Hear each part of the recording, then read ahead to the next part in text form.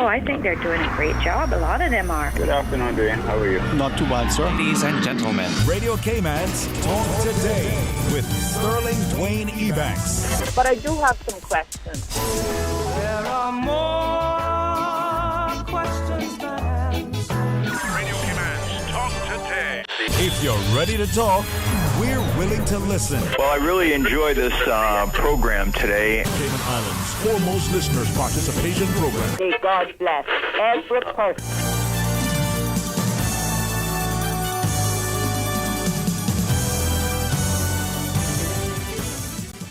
Hey, good afternoon and welcome. Thank you so much for joining us on this fantastic Friday.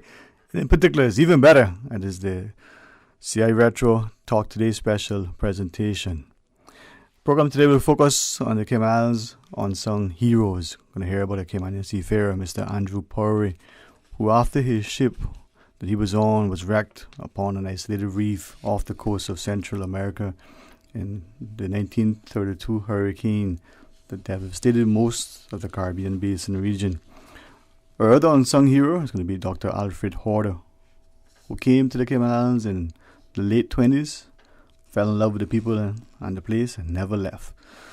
For many years, he labored in Cayman under extreme circumstances, serving the islands as the only medical doctor. This is Sterling Dwayne Banks together with Mr. Loxley Banks. We're going to be presenting to you today's special CI Retro Talk Today. A special presentation being brought to you by the Ministry of Health, Sports, Youth and Culture. Always working diligently, as Ms. Loxley says, to protect the sustainability of our heritage, our history, our culture, of all three of these beautiful, blessed Cayman Islands. Cayman Islands culture should be a t-shirt and a logo. Say, wear it, love it, be proud of it. Mr. Banks, I say publicly and I say privately, man. I wish I had the energy to keep up with you. Good afternoon, sir.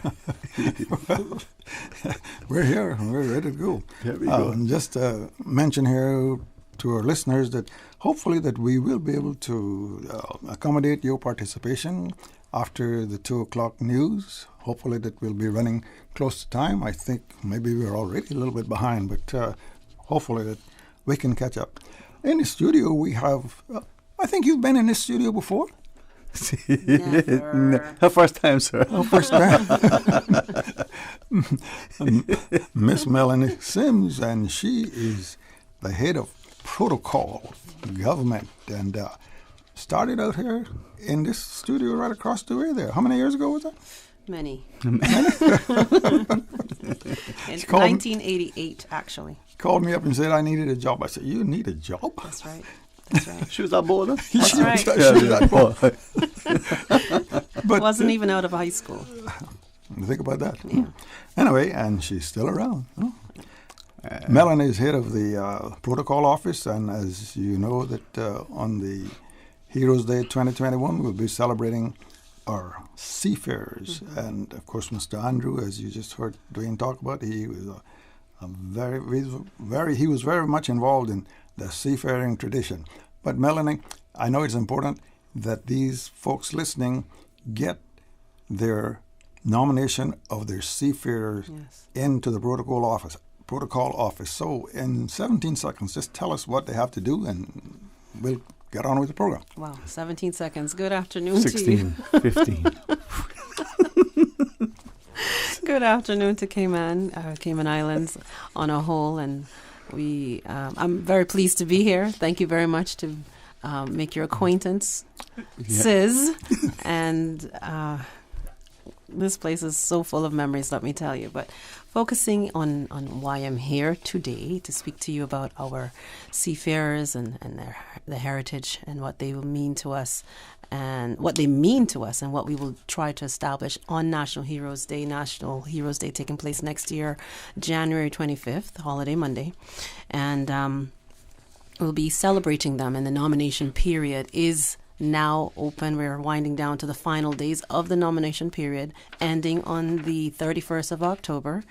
And so we encourage our entire populations across all three islands to get in those nominations. Nomination forms can be obtained either, whether you're in the Sister Islands, through district administration. Miss Shavila Tatum is there to assist you fill out the forms, district admin. You can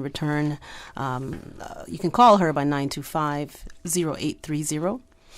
at the Cayman Islands Seafarers Association, the hall. Miss Anthea, the office manager, is there to assist you and to get a hard copy into your hand to help you fill it out.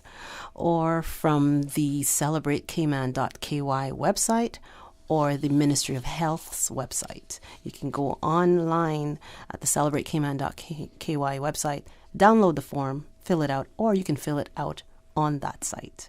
Yes? What else? How much time do I have left? Well, you got 3 seconds. So we, working in tandem, the committee is working hard behind the scenes with the seafarers in Grand Cayman and in Cayman Brac to ensure that we can collate and obtain as much information that we can that they may not already have to supplement the names and the vessels sailed on, whether it falls into the areas of shipbuilding, boat building, shipping administration, turtling, and of course seafaring. Okay, just one suggestion. Maybe you need to extend that period for at least 3 or 4 days. Anyway, getting on with the program. Those taking part in the recorded narrative segment for Mr. Andrew are Dr. Steve McPhail and Captain Dale Banks, along with myself. In the Dr. Horter segment, Dr. Steve will be back with me to highlight his journey. These recorded segments are edited versions of CI Retro segments conducted some 13 years ago and have been updated to present day. We'll move into the program focus after these commercials. Water Authority Cayman wishes to advise its valued customers and the motoring public of planned works to upgrade the water supply infrastructure along North Sound Road between the junction of Portland Road and Shedden Road. Work will begin on Sunday, 20th September and will last for approximately 6 weeks. During the course of the works, portions of the road will be closed and traffic will be diverted. Signs will be in place directing the flow of traffic. Motorists are encouraged to drive with caution when they are in the area to protect their safety and the safety of the authority's staff. The Water Authority appreciates the patience and understanding of its customers and the public as it undertakes these works and apologizes for any inconvenience this may cause. King Sports Center takes pride in being more than just an ordinary gymnasium. For 14 years, their multi-purpose facility has been providing the community with a variety of sporting, recreational, and relaxation activities. King Sports Center has a bowling alley, lounge bar, multi-purpose rooms, powerhouse gym, rock climbing wall, bungee jumping, a 10,000 square foot rink, and so much more. For more information on the variety of services, call their friendly staff today at 946-5464 or email kings@candw.ky or visit www.kingsportscenter.com. King Sports Center, your one-stop shop for fitness, recreation, and relaxation. Fidelity Bank would like to thank all essential workers. We salute your efforts and thank you for the sacrifices you've made to keep us all safe.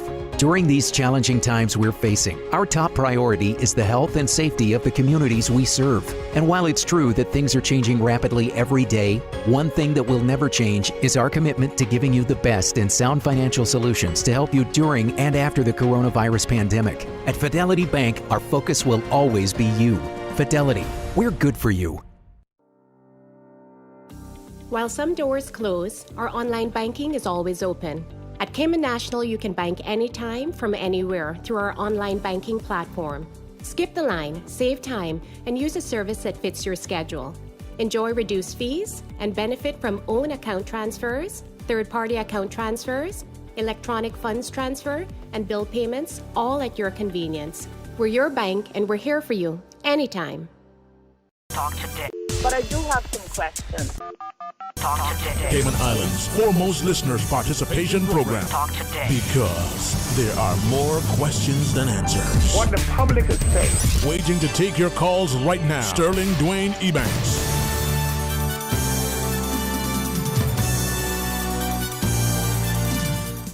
All right, Dwayne and Melanie, we're ready to sail here. As you know, for Heroes Day 2021, we're honoring our seafarers. So this first Heroes recorded segment sails right into the 2021 Heroes celebration. So let's stand by the halyards, up the anchor, and we'll sail away. And in just a little bit, we'll be hearing that edited excerpt from the story of Mr. Andrew Powers, Maritime Heroic. And, before the program, Captain and Mike, we were talking about all of the unsung heroes, and we're not going to attempt to to mention them all on the program this afternoon, but I think the one that we have selected to focus a bit on will give you an idea. It would be quite representative of a lot of what the seamen went through. I think so, Loxley. And the thing that amazes me is that he's only received a badge of honor. I thought he should have been elevated higher than that. Definitely. And in fact, the feat that he performed is the feat of a real hero. And as you said, it's not only for political things and for commercial things, but also to save all those lives. And yes. And I mean, sitting here listening to you, and I'll be listening to the gentleman in a few minutes. But walking on a reef for miles and miles and miles at night too. At night. I mean, in any other country, he would have been elevated to hero status, and he would have a statue in the Hero Square. Yep. Captain Banks, you want to pipe in on that? Well, but you see, I think it's a part of Caymanian false modesty, if you will, and our self-deprecating ways that we really don't honor our own. How many I bet you don't hear anything about Mr. Andrew Power in our schools. Not a thing. I mean, I only learned about that after all of the recordings, and then I started learning about it. There's nothing about him in the archives. No. Well, in the archives. Now. No. In the archives now. Yes. Yeah. So it's sad, really, that we our generation at least grew up. We know all about Lord Nelson and Sir Francis Drake and all that. Battle of Trafalgar. Yes. Yeah, but it was as if we just didn't exist.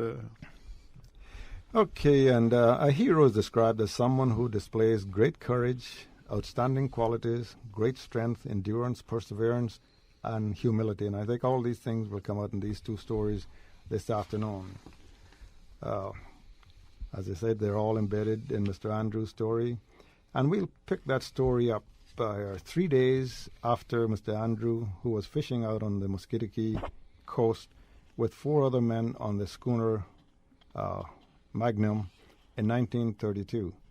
They got caught in the ferocious 1932 hurricane, and of course there's been a lot of stories about that. That one swept right over Cayman Brac and devastated Cayman Brac, and wound up wrecked on a reef in the middle of nowhere. Actually, he made 2 attempts to go for rescue with success on the second attempt. Arthlin Pedley of the Archives Memory Bank is speaking with Mr. Andrew, and actually this was where we pick up his story is about 3 days after being wrecked on a reef, and even before he got to this point, it was quite a perilous day, many perilous days that they spent out there. Anyway, we'll get that insert right now. Paul's going to get it up for us. You were saying that you left out a little point. You were saying you left out a little. Yeah, that I was the head one walking down there when we all were walking together. So I was the head of the other 3 of them, and Captain Jeffrey, he was way back behind. When was this? When That's when we were walking the reef about the channel now, coming down to that was Tuesday. That was Wednesday morning then. So I waited on the captain. So the captain said, when he got to me, then all the other 3 when they got to me, they passed and went along. And I told him I was going to wait on the captain. I was waiting on the captain because I see that he was way behind. So when he got to me, he said, Andrew, he said, you waiting on me, eh? I said, yes, sir, I wait on you, captain. I said, you're the oldest man, and you're the captain, so I must wait on you. He said, well, that's good. He went down I went down, then when I know then the thing, I go and walk along and stand up in the water is foaming around my legs. Some places, you know, when I got to little deeper places, I had to put my spouts down so the current didn't trip me. I was aware of that. Anyway, I got down a long distance. Two seas met together and floated me, tripped me and floated me at the same time. You know, the seas kind of floated me up and it tied and tripped me. Running across the reef, the Gulf Feed. The Gulf Feed passed me going across the reef, looked like it was running. I stand up in the water and the water foaming around me. So I know then there was strong current, you see. Then I got down a good ways. I was outside of the last key that I had crossed, you know. But I couldn't see the big key yet. And I didn't know too much about the reef, you understand. So when I knew the thing was when tides swept me off, two seas not together and tripped me and went off with me. And I went out there until I just could see the reef breaking. Just being swept along by the tide. You were just being swept along. Yeah, and it carried me out down to that deep ocean again. Just to perceive the reef breaking on the sea, on the reef. And that walk with me, come back, I swim out in, I swim. I come right back in till I could touch bottom, and I gone again. Well, I'm not there to say how long, but a good while out there. All the legs and things felt like it was string drawing again on me. Me all two legs, arms too, for the well to wear out. But anyway, praying to the Lord to help me with His will. Anyway, I swam. I guess I wasn't out there as long as I was up there the evening before that. But I guess it was about 2 hours though, maybe more than that, but anyway. Anyway, I got in. I felt the water felt hot. When I got in, pretty shallow, you know. I felt the water felt hot. I said, I wonder what this is to myself, you know. And I was watching the bottom, and I see that I was going right along, in the water, feeling hot, warmer all the time. And I keep going, I wouldn't get up. I see that I would believe in then I could stand bottom, but I wouldn't try it. And I went right along. When I got up, the water was catch me up around the waist, and I walked right in on top of the reef then. But what? It was a little long key, washed up. I don't know where it was there before or where the hurricane washed it up. Rocks and sand, conchs. I'd conchs by the thousand, I guess. Lumber, some of the lumber was off. I said to myself, I wonder if this is that vessel that my field was on, that got something happened to her. So was this lumber floating in the water? And this lumber came off of her and washed up here during the hurricane. But anyway, after I got up on top of the I took off my marina and I round that, put that down alongside me, and I lay down, put that down on the board, and I lay down then on the board, and I dropped to sleep. Must have been in a dream. I didn't feel like I had been asleep very much because to the sun, I lay down right facing the sun. She looked like about 1 o'clock. I dropped to sleep. I said, no, this don't do because I want to see if I can see the big key in the way. Where I'm going, I want to know how much time. I looked around, I couldn't see no way. I took from south right back round to north, viewing the horizon, and I couldn't fancy like I seen any key. Well, I said, it looked to me, I seen something down around about southwest from me. And I see that the sea that was breaking would about northwest, looked like west-northwest from me. And I said, well, I wonder if I got to go down now to that way, well, I know that I got to go down to that, turn down the way I see that sea breaking. And then go back down then for the key. if that is the key, but I don't know if that's it. But I seen something, it looked rather suspicious to me. Dark. Well, them days I had the sight of an eagle and the hearings of a rat. So I said, well, that distance is too long, let me go. Put back on the marina in a hour. I got down along that reef.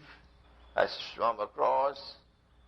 I had to swim some channels down across that. It looked too ugly for a person to swim across. Get up, I had to swim across. When I go walk out to the northernmost part of them, that when, by the time I got across them, I would be where I was on the shallow. I couldn't start from the middle of one because by the time I get to the end of one, I wouldn't be able to stand bottom. The tide would have been carrying me out. These are the reefs now. These are the reefs? This was the reef. I walked to see hatchet, panchols, cuts, bleeding, sea eggs. Anyway, I didn't feel it though, you know. Up there I would have been bled. Up there a shark would have hit me and I wouldn't have felt it. True. I was so numb. You were completely numb. Numb.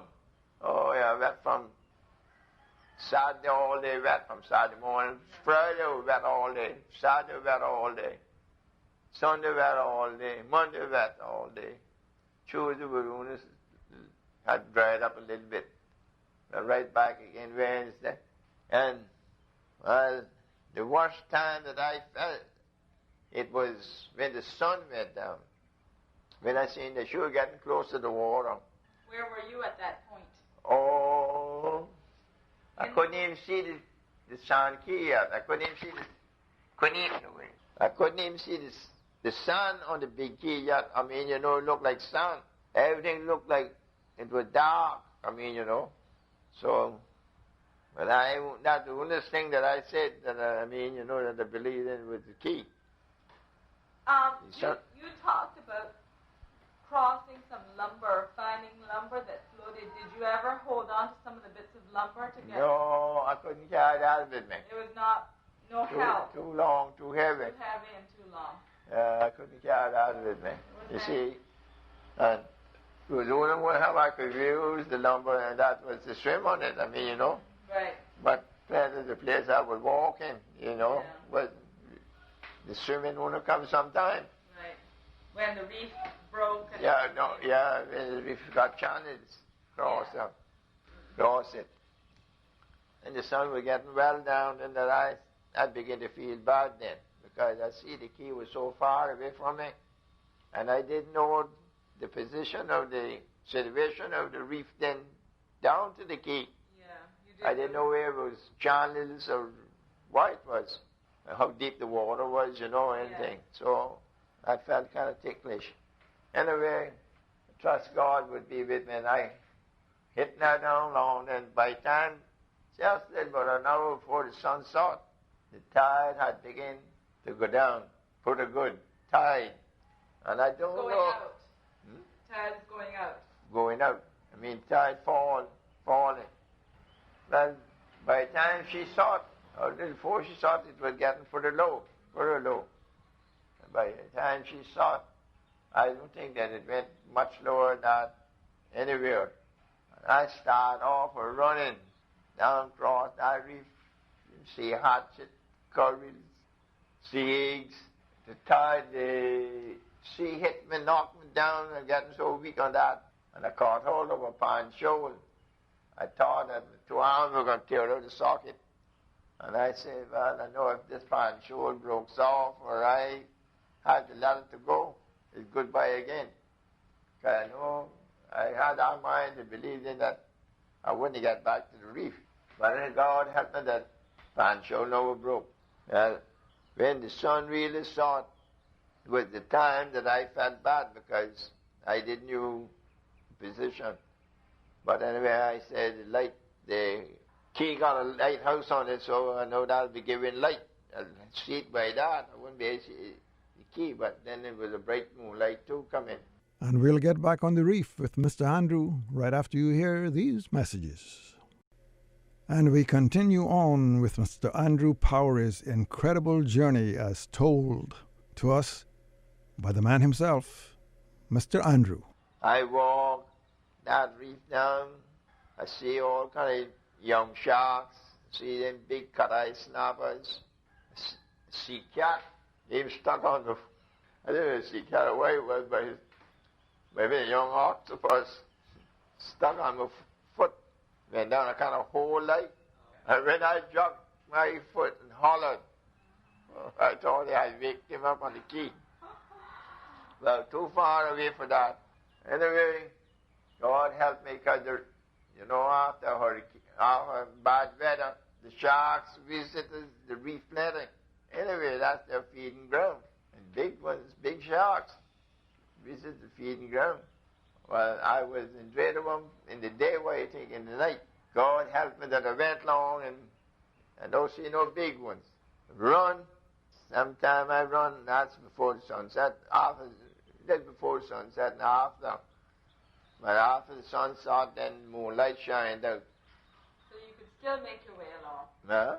So you could still see your way? Yeah, I could still see my way.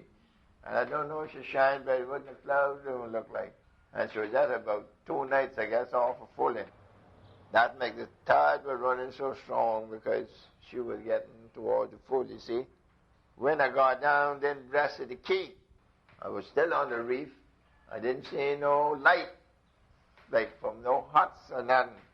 I stood up out there. I said, well, I wonder if it's best for me to stay out until morning or take a chance on to swim ashore, because I didn't know too good about, I had been in there inside the reef Friday before that, get counts. And I know the water was deep down between there. So I said, well, anyway, it don't do for me to stop out here. I got to try it. God has helped me. I pitched her off. I swim and I swim and I swim. I seen white water, got to white water, and I could see myself going long. I mean, I was going ahead. And I watched the light flashing on the quay with a little hill. Was that the lighthouse? Lighthouse now. You could see it. On the big quay now. And I seen that I was carrying a good line with that the current wouldn't drag me one way or the other. I didn't know anything till I felt the chest, stomach brought up on the sand, on the beach. Well, I wouldn't even rise up right away. I just returned thanks to the Lord and did stuff in the cotton rain, and I got up and I started to walk around the quay. Went up on the eastern side. I walked in down around the north side, and I seen that it was a hut still standing. When I got pretty close to one, I seen one standing. And when I got a little further along, I seen one had made a was well down on the broad side, but one was still standing. But no light to see. No light from no body. No one, with a lantern or nothing like that. That made me believe that there was nobody, no one there. But I still went along to the hut then. I was used to the hut, you understand. So I went to the little door. I heard no noise. No seen no one. No, heard no one. I felt funny. Like there was no one there. I said, is anyone in this hut? And I answered, nobody answered. I said, well, is anybody here? He said, who is you? I said, don't get frightened, this is Andrew. Power says the one that was on the Menag one. That was anchored out to the third key towards the evening Friday. Oh, he said, you was off the Menag, you was one of the crew. I said, yes, sir. He says, well, where the other crew is? Where the other ones is? I said, well, they's up on the northeast triangle key. I said, that's where I leave them this morning as the sun was rising. He said, well, how you come to be down here? I said, well, I swam across the triangle key channel and I walked the reef down. I said, I had And then I tackled with, the tide took me off. I said down, about halfway down, I call it. But I said out for a long time, but the Lord helped me that I got back in. He said, you swim across northeast Key Channel, the Triangle Key Channel. I said, yes, sir. And he said, you didn't know what you were doing. I said, I'm sorry to tell you, but you didn't know. I said, you're quite true, maybe. But I said, I know what I had to do, seemed like. I said, so long you got life, well, you're going to try it, probably. I said, well, if you knew what I knew about that channel, he said, you wouldn't have tried that. I said, may not, but I know it was a good place for probably sharks and everything else, human fish. So he said, yes. But anyway, he said, I don't think there's anybody that would have tried that, my good boy.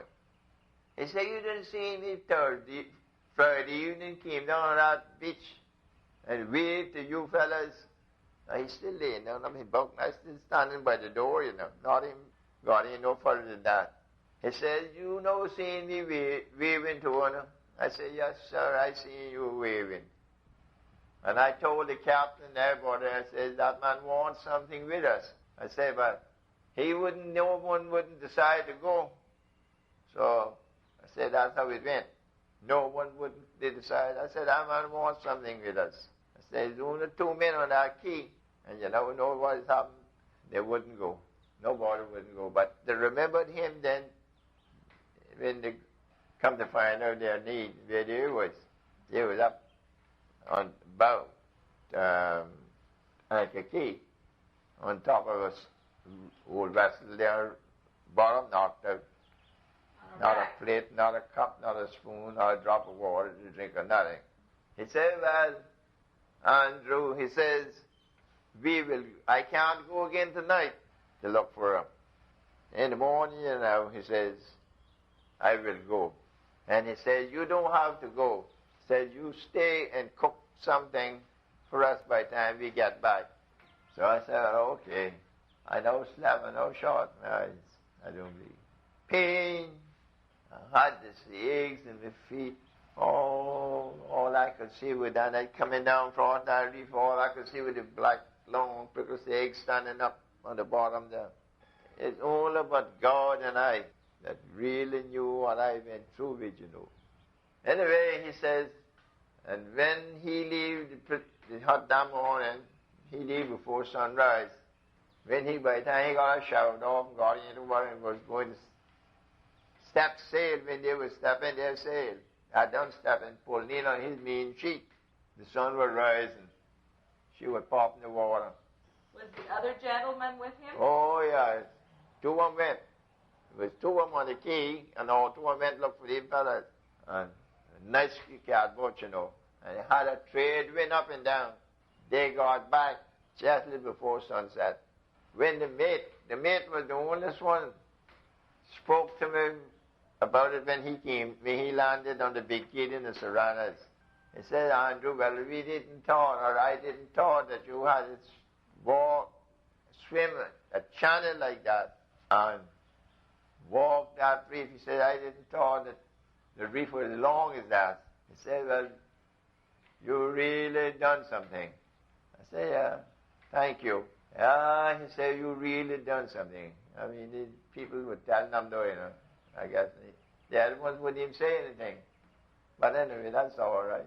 We stayed on that key about 2 weeks. We leave we came then to look for the 2 men on the key. We would leave to go to Kimmenbrack. But before we got to Kimmenbrack, I haven't noticed the sardine. And we had to go to Lucia, Jamaica. Well, what did you do about all your injuries? What did you do about all your injuries to your feet and legs? Oh, the only thing I could do with them in the morning was walk down to the sea and wet them. Feet, leg, they were ugly to look at, Oh. Had they become infected? Huh? Oh, she do not. Did Mr. Rich or Mr. Tibbetts have any first aid? No, they don't have a thing. All I endured, I suffered pain until I got Lucy, Jamaica. And we was a week almost from the time we lived in the big kiss around until we got in Lucy, Jamaica.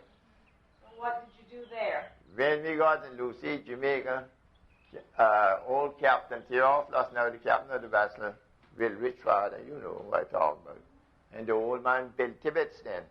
They called me and made me went to the doctor. Doctors sent off great big, good little cartoon box of all different kind of treatments, you know, for me. Liquids and all, salve, bandages, all kind of. They sent it off by some of their people. I was using that on them. We was in Lucy 1 week. When we went out of that, we went out with every ragged sail on her that evening. And by 11 o'clock that night, we had her on the loon forecastle, and we had to put her before the winds got back to Jamaica there. Got up the anchor long there. We had another, put there a week there before we leave again, went to Cameron Bragg, almost a week, leaving in St. Bogo. Came to Cayman's then. When you landed in Cayman Brac, when you arrived in Cayman Brac. What time? Well, no, I'm just wondering, did people realize what had happened to you people? Oh, yes, but they never had anything there. Everything they had, they were washed out. From the hurricane, you mean? Oh, yeah. Cayman Brac had plenty of people killed up there. They had buried 19 in one whole day, you know. So they had been affected by that same storm? Yeah, they could offer me. I landed on that, Mr. Marlin shore. Not a soul even brought me an aspirin to put on it. Not even an aspirin. The first time that I could venture to walk a bit with a shoe was in March, the following year. In March, before I could put my foot in the shoe and walk a little bit with it. Couldn't even keep it there so much. Fella in Tampa, a doctor, he said, I have plenty of poison in my legs, feet. So I was telling him what had happened. He said, oh, well then, the wonder is he walking. And you got back and told your mother and your father what had happened? Oh, yeah. How did they feel? Well, they felt all right then because they had seen me. I mean, I was alive. They were proud of you and thankful you were alive. My mother told me that, sometimes, dear soul, I mean, I couldn't exactly tell you what time, but pretty quick after I got back home, she said, Andrew, your papa was praying for you all night, that hurricane. Say he was praying for you all night. I say, yeah, I believe that. Oh, I mean, that was something. It's only but God and I knows what really I seen, suffered with that. And to know what I had to put out to do that. And it was not my strength that I did that in. That was God's will and mercy and His strength, His power. Wouldn't like for no one to have to try that. I mean, the same Lord that was with me would be with you. He will be. The Lord is with us all, but sometimes you get kind of weak on it, on some things. So that probably do you bad. You got to keep a good heart all the time. Well, gentlemen, that is just an excerpt from the story of Mr. Andrew Powery and his heroics. And, within the story, he said that he was supposed to have got married in December. And he landed here in Cayman, got back to Cayman on 23rd December. And he mentioned that he couldn't put his shoes on until the following March. So and then he actually got married in March. But apparently there was no official report made of this. I mean, there was, I guess, what he told and what the rest of the crew told people. But as far as government having an official report on it, apparently there was none. And I think we owe a lot to the archives and the memory bank for going and gathering this information up before I think Mr. Andrew passed away years ago. Well, you would have thought that would have been recorded in the colonial report, I think they used to call it. But you see, that's a part. We don't. Just what you said, Jeff. We didn't have heroes in those days. You know, it and some other things about the, you know, in there he mentioned that Mr. Tibbetts had came down on the quay and waved to them the night actually before the hurricane struck. That to warn them? Well, what he wanted to tell them was to try and go around, because he said Tibbetts told him this later, to try and go around and see if where they could possibly find some shelter with the quay, depending on where the wind was coming from, and to come ashore. But well, they never really communicated that, you know, that to each other, because he said, well, they saw him wave, but he didn't. They didn't go ashore. They would have had to go ashore to the quay, or otherwise they come out from the quay to them in order to communicate. And but you know, the thing that follows all the way through his program is his spirituality. Huh? Yeah. Yes. He attributes that success and also his survival to God, and which is part of our heritage. And you know this, this is going to be a test for us to come in the coming months now, with the whole constitutional thing also. You know, whether or not our culture is going to survive as a people.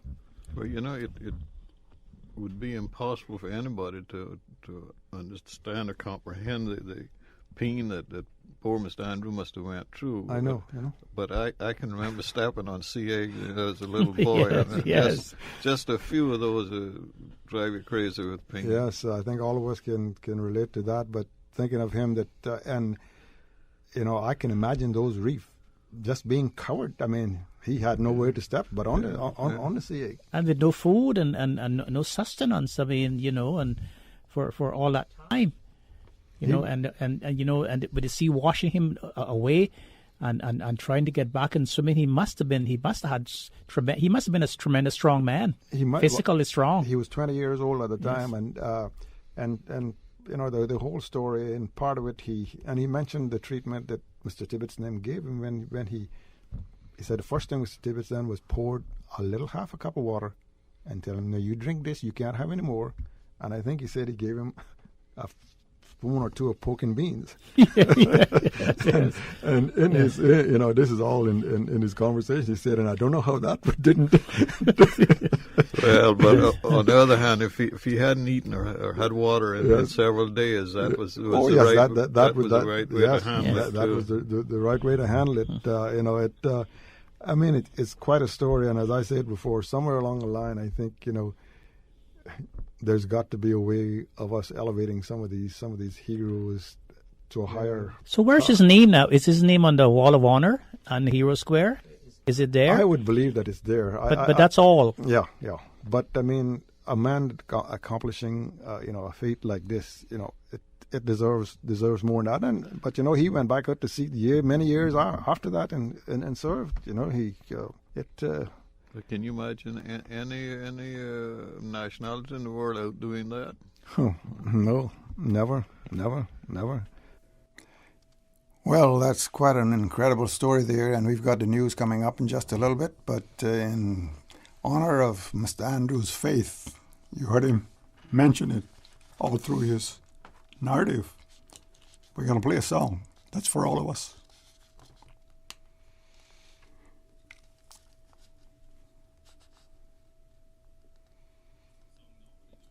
News. You are listening to Radio Cayman, the voice of the Cayman Islands. Today's biggest news. Radio Cayman. It's only 2 species that we have here on the island. Generations present. Your voice, your choice. It is in the best interest of the people of these islands. Local, regional, international. This is Headlines from Radio Cayman's newsroom. Today's biggest news. The 20th annual Silent Witness March planned for this afternoon has been cancelled due to the weather. A flood warning is in effect for the Cayman Islands due to a broad area of low pressure just southwest of the islands. Radar images show scattered showers in and around the Cayman area moving towards the northwest. Good afternoon, I'm Dion Anglin with your headlines and news elsewhere. Nigerian President Muhammadu Buhari says at least 69 people have been killed in protests against police brutality that have rocked the country. He made the comments in an emergency meeting with former Nigerian leaders aimed at finding ways to end the unrest. The deaths were mainly civilians but include police officers and soldiers as well. And First Lady Melania Trump has announced that the White House annual Halloween celebrations will take place this Sunday, but additional health measures have been put in place. The event will be open to frontline workers, military families, and school children. Attendance will be limited, and all guests over the age of 2 will be required to wear a face covering. Social distancing will also be enforced. That's a wrap of your headlines. I'm Dion Anglin. For the latest in news and information, follow Radio Cayman on social media, Facebook, Instagram, Twitter. Download the Radio Cayman app or log on to our website, radiocayman.gov.ky. Your voice, your choice, your radio. Talk today. But I do have some questions. Talk today. Cayman Islands' foremost listeners' participation program. Talk today. Because there are more questions than answers. What the public is saying. Waiting to take your calls right now. Sterling Dwayne Ebanks.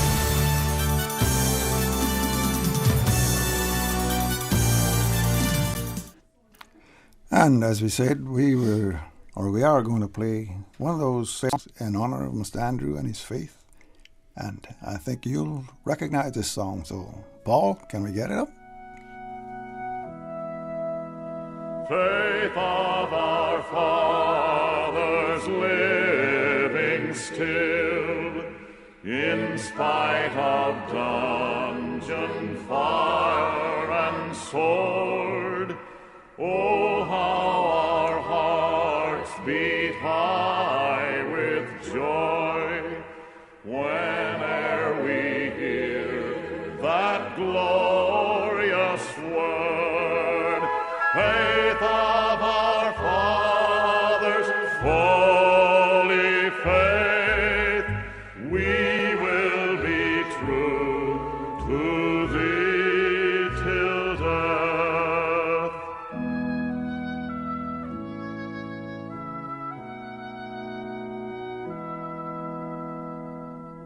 Our fathers chained in prisons dark were still in heart and conscience free.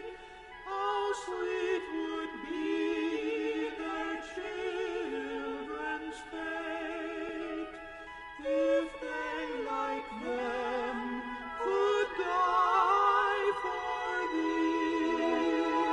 Faith of our fathers, holy faith, we will be true to thee till death.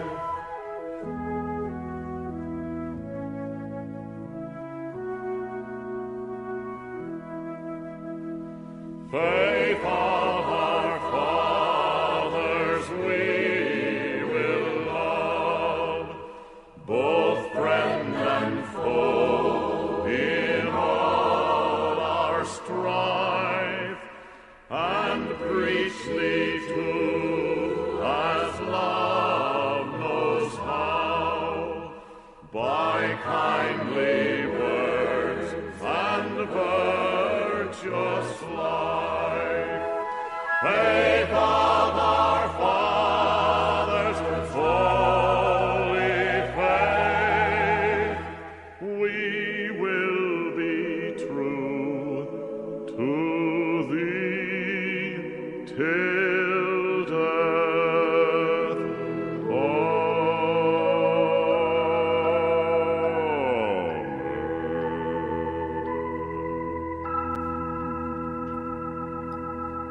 Amen. For the faith of our fathers. And you heard it described quite vividly there in Mr. Andrew's journey and what his father was doing on that very night. We're going to move on now to a little discussion on what you just heard, and Dr. Frank McFeel is joining us via the telephone. Dr. Frank, are you there? Yes, I am, Loxley. And I believe that you were listening to that segment. What's your thoughts? Well, Loxley, I tell you the truth, if you didn't call me, if they didn't call me, I would have totally forgotten about today because I got absorbed in writing again, and my mind just totally missed it. So I do apologize sincerely. But if I can be of any help, I certainly would be. But I'm sorry that I appreciate you calling last night and reminded me, but I forget things that come in front of me. You mean you getting old? Yes, I am. Well, I mean, I have the long term span, but boy, the short term. Well, anyway, I think it was a story, of really, perseverance and faith and of Mr. Andrew walking the reef for what we believe was 3 or 4 days to get help for his shipwrecked fellers who was, down one end of the reef and 6-7 miles up the way there was the other end which he had to get to get help. And, there were so many I guess, obstacles that he overcame: strong currents, sleep time, walking at night on the reef, pan shoals. You know what a pan shoal is, I'm sure, and sharks. And when the sun went down, how he felt about being, I guess, alone on the reef, deep water at night. And he made reference of the moonlight, two nights before full, which mean that you had maximum moonlight at that time, and couldn't wear his shoes for 6 months. And his father praying for him on the night of the hurricane. He's out there on the central coast of Nicaragua, and his father's in his house, and Bosun Bay or Barcas, I think was where the old house was at. Mm-hmm.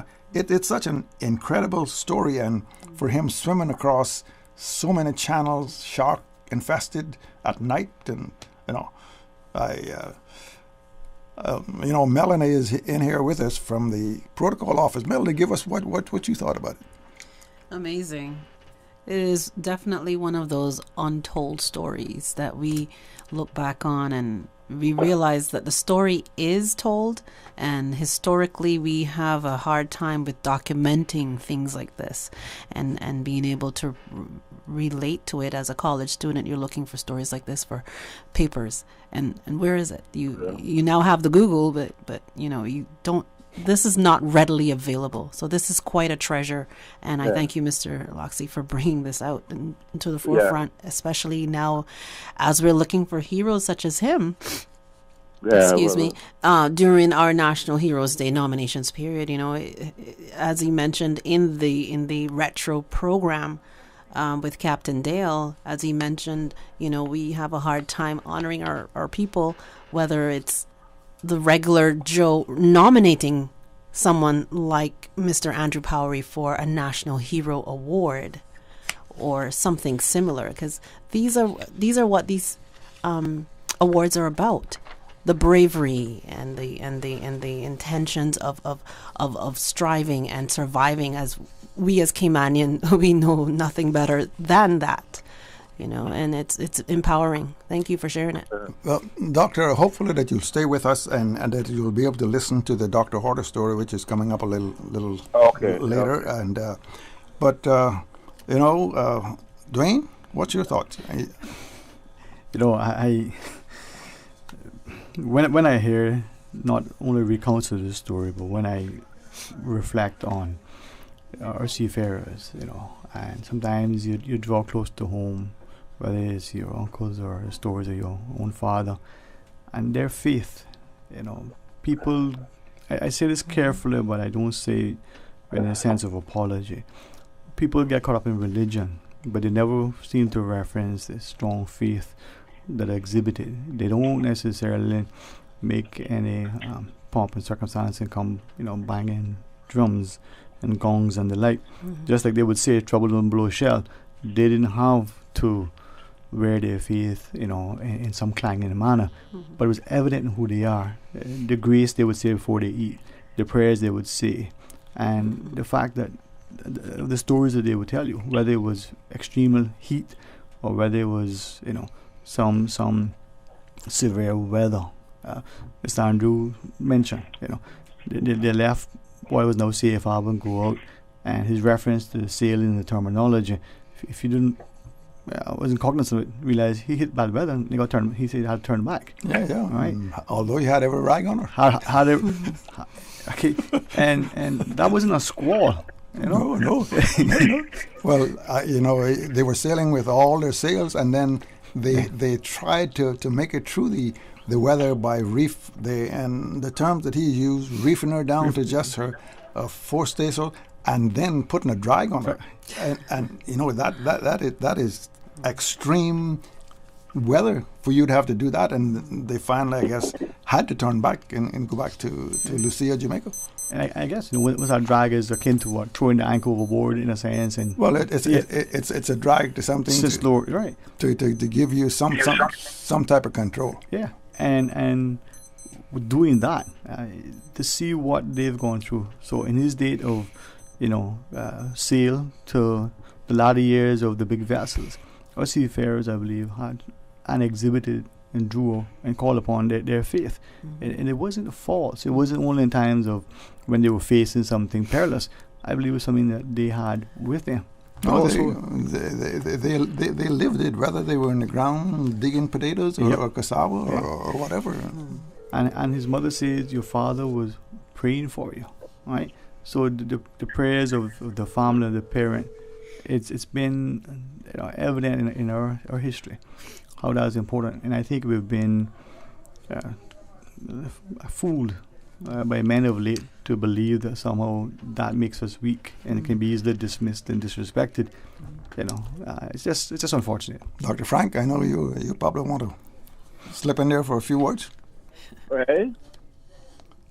So, Dr. Frank, from that, as Mr. Lochte was asking, from that perspective then, if for those of who either have traveled, lived, worked, and or studied other societies, we see how publicly and how frequently their faith, their religious beliefs and practices are evident, and some of us, again, sadly, are disrespectful of that practice, but they make no apology for their public display of it and the like.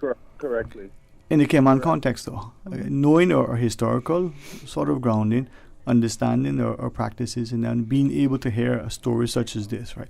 And I don't say a story in any fashion, but having that retold to us first-hand account is evident that sort of faith is so strong. Where are we today now, almost 100 years later, right? Unwilling to demonstrate the importance of calling upon that faith, even if our Constitution itself in its preamble sort of speaks to it. Yeah. Well, Dwayne, faith is not religion. Right. Faith is something that is inborn in us. It's innate. And most people over history, if we study history, have demonstrated some type of faith. And Paul says that, I think, in Romans. Can't remember exactly what chapter. But the discussion normally is about what it is or who it is that we're worshiping. And that is defined, of course, in the Christian Bible and Torah and Buddhism and so forth and so on. But the fact is that most people in the world are engaged in practicing some type of faith in deity. And we all know that we didn't get here so perfectly, at least put together, socially perhaps messed up, but perfectly put together by God. We use that term. And but we actually know that stories are a very important vehicle that people have used in communicating their faith from one generation to another.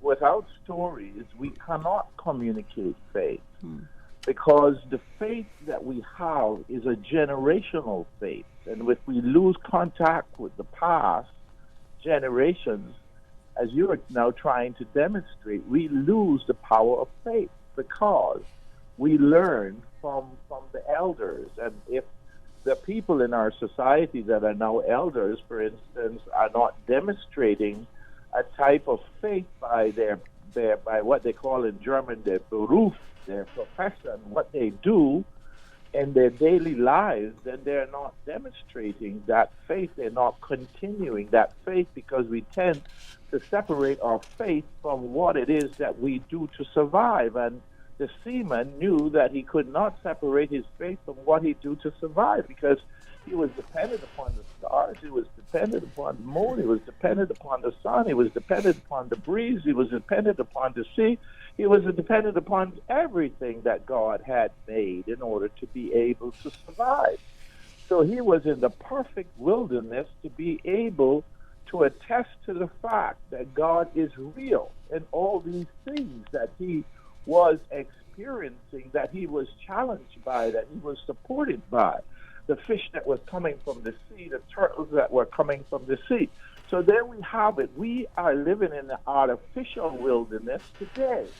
And it's that artificial wilderness that we call society that messes us up to a certain extent. And that's one reason why we read in the Bible and we read about the Israelites traveling from Egypt 40 years, or Jesus in the wilderness for 40 years and Jesus in the wilderness for 40 days, we understand that we have the clearer minds of society to be able to seriously contemplate the divine being.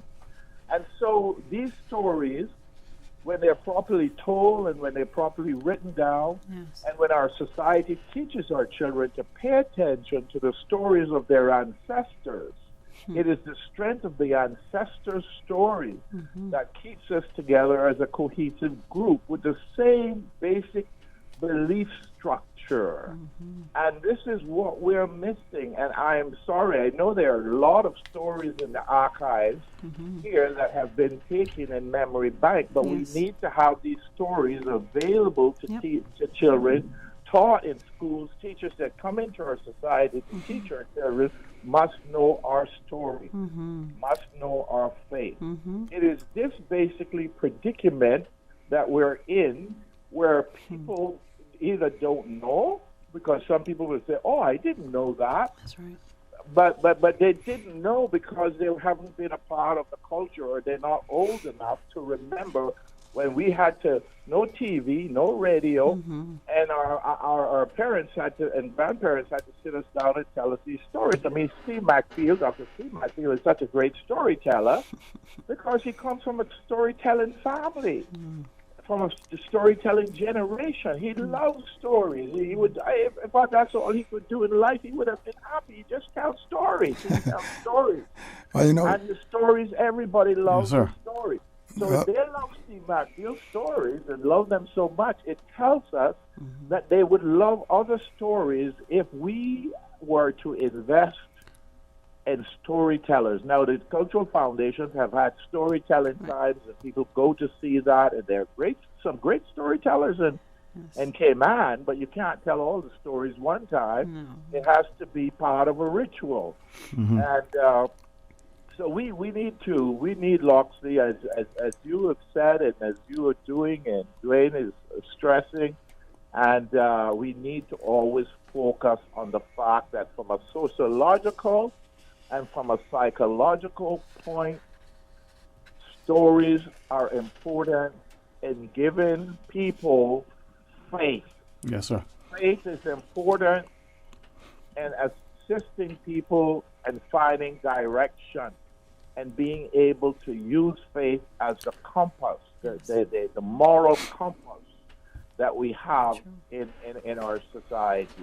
Well, and when we get so sophisticated that we think that we have solved problems with regards to education, but we have not included storytelling and story analysis in our classrooms, we're missing the point, because our children then starts to look at the TV and look at the internet and get involved in other people's stories that might not necessarily be the best influences for them or the best guides for them. So we have to compete in terms of telling stories. This is one of the reasons why I have been obsessed with writing, and I continue to write, not because people want to see it, but because I know that my stories will one day be important.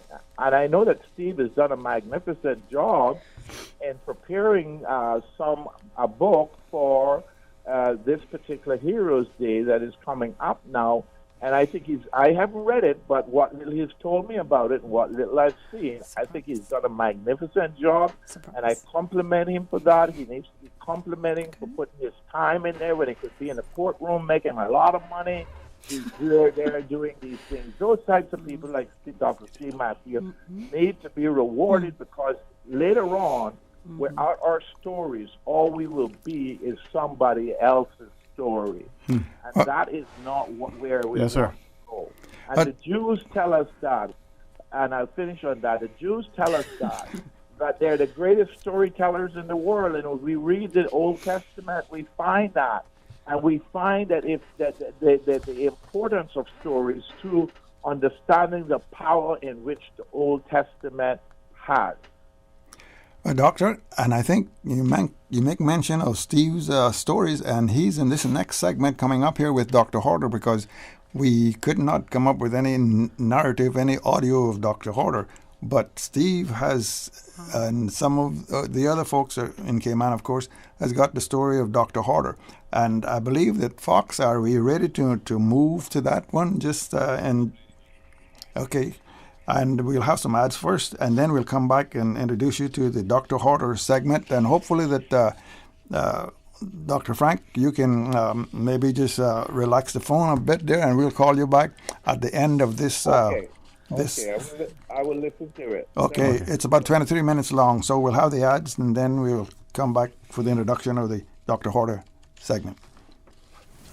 After a hurricane, do not use the public water supply until the Water Authority advises that it is safe to do so. If the water supply becomes contaminated and unsafe to drink, the authority will issue a boil water notice. To comply with the notice, boil water vigorously for 4 to 5 minutes and let it cool before drinking. For more useful hurricane preparedness tips, visit the Water Authority's website at www.waterauthority.ky or follow us on social media. My journey. The Wesleyan Holiness Churches of the Cayman Islands would like to announce their 8th annual Cayman Islands District Wesleyan Youth Convention, running the 21st to Sunday the 25th of October at the Cradock Ebank Civic Center in Northside. Opening ceremonies on the 21st at 7:30 p.m. with the convention 7:30 p.m. nightly Wednesday through Friday, 8 a.m. to 4 p.m. on Saturday, 10:30 a.m. on Sunday. This year's theme is Why I Am a Christian, #MyJourney, featuring homegrown speakers Caitlin Bush, Latoya Francis, Donnie McCoy, and Gavin Lothian. Each night will also feature local talent from across the island of Grand Cayman. Don't miss out on this amazing opportunity to grow in your faith and have a great time doing so. Bus service will be provided nightly from Georgetown at the A.L. Thompson's parking lot. Call Cassandra Ebanks on 925-1930 or Pastor Conway King on 916-5372 for further information. Nightly services will also be live on the Northside Wesleyan Holiness Church Facebook page. My journey. What a great spot for lunch. I haven't been here in ages. I saw it on Experience Cayman. What's that? It's a free online festival showcasing all the great things to do in Cayman. Oh, that's so cool. I'll check it out for sure. Now, what are we having for lunch? Experience Cayman is a celebration of everything local to rediscover all the best things to see and do in the Cayman Islands. Visit gov.ky/Experience Cayman and follow Experience Cayman on Facebook and Instagram. Brought to you by the Ministry of Commerce, Planning and Infrastructure. Digital is not a buzzword, it is a culture. At Digicel, we've made it our mission to enrich your digital lives. That's why we're bringing together more of all the experiences you love. The latest shows, the best of local and international music and radio, live sports, cloud storage, breaking news, HD video chats, and more. Welcome to Digital at Digicel. the Caribbean's fastest mobile network. Digicel. Better together. Nominations are now open for the 2021 National Heroes Day Awards for Seafaring Heritage. Nomination forms are available from the Ministry of Health, Environment, Culture and Housing, Government Administration Building in Georgetown, Grand Cayman. The Cayman Islands Seafarers Association in Prospect, Grand Cayman. The District Administration, Government Administration Building in Cayman Brac, and online at celebratecayman.ky, the Ministry of Health.gov.ky. Deadline for submissions is Saturday, 31st October 2020. Only completed nominations received by the deadline will be considered. Saturday's edition of your Yesteryear Musical on Breeze Radio at 8 p.m. will concert with the 2021 Heroes Day celebrants, or Cayman Islands Seafarers. Now she said, whoa, sailor, be careful what you do. But that was the experience of my life, to know that in 92 days I was able to go around the world, what I never dreamed I would ever do. I had the opportunity to go ashore and go to Cairo, and I went and I physically touched the pyramid. I rowed a boat on the River Nile, 2 o'clock one morning, myself and 2 guys from Northside. Now she said, oh, sailor, I think you've won my heart. That's Saturday at 8 p.m. on Breeze Radio. Your Yesteryear Musical in concert with the 2021 Heroes Day celebrants, or Cayman Islands Seafarers. Oh, sailor, I think you've won my heart. Talk today. But I do have some questions. Talk today. Cayman Islands' foremost listeners' participation program. Talk today. Because there are more questions than answers. What the public is saying. Waging to take your calls right now. Sterling Dwayne Ebanks. And you'll want to tune in tomorrow night to that Yesteryear Musical at 8 o'clock on Breeze Radio. And we're going to move right on now to the Dr. Horder story. So, the fox over there has got everything queued up, and this story is, as we said before, we don't have any audio of the doctor speaking, but we have a lot of images that still remain within the society, and we're telling this story here, myself and Dr. Steve McPhail. So let's roll it. Well, Dr. McPhail, I'm sure Dr. Horder, that's a name that rings a bell throughout our islands, because he really, was a dedicated medical practitioner to all of us here. We don't really have any audio of the doctor, but I believe we can paint a word picture of his contributions to our community. And to get us started, I will read the bio that accompanied his inclusion on the Wall of Honor in 2003. And it goes like this. William Alfred Conrad Horder, 1896 to 1961. Dr. Horder arrived in Cayman in 1936, sailing from Jamaica on the Semboko. He remained in Cayman for the rest of his life, serving the Caymanian people as the island's medical officer and only doctor. He left his family in England, sacrificing his own comfort for the health of people of the Cayman Islands. With no paved roads, street lights, or telephones, travel and communications on Grand Cayman were not easy. Dr. Horder was known for wearing high rubber boots to trudge through the mud and water along the narrow winding dirt roads that led to the homes of his patients in the interior of the island. His special peppermint oil medicine, as we well know, could be effective for a variety of ailments. He received little monetary compensation for his services, but he never turned away a patient who could not pay. He practiced medicine until his death, first as a government doctor and later in a private practice after his retirement. Dr. Horder helped found Cayman's first hospital, which had 4 beds and was on the site of the present Immigration Department building. He's laid to rest in West Bay.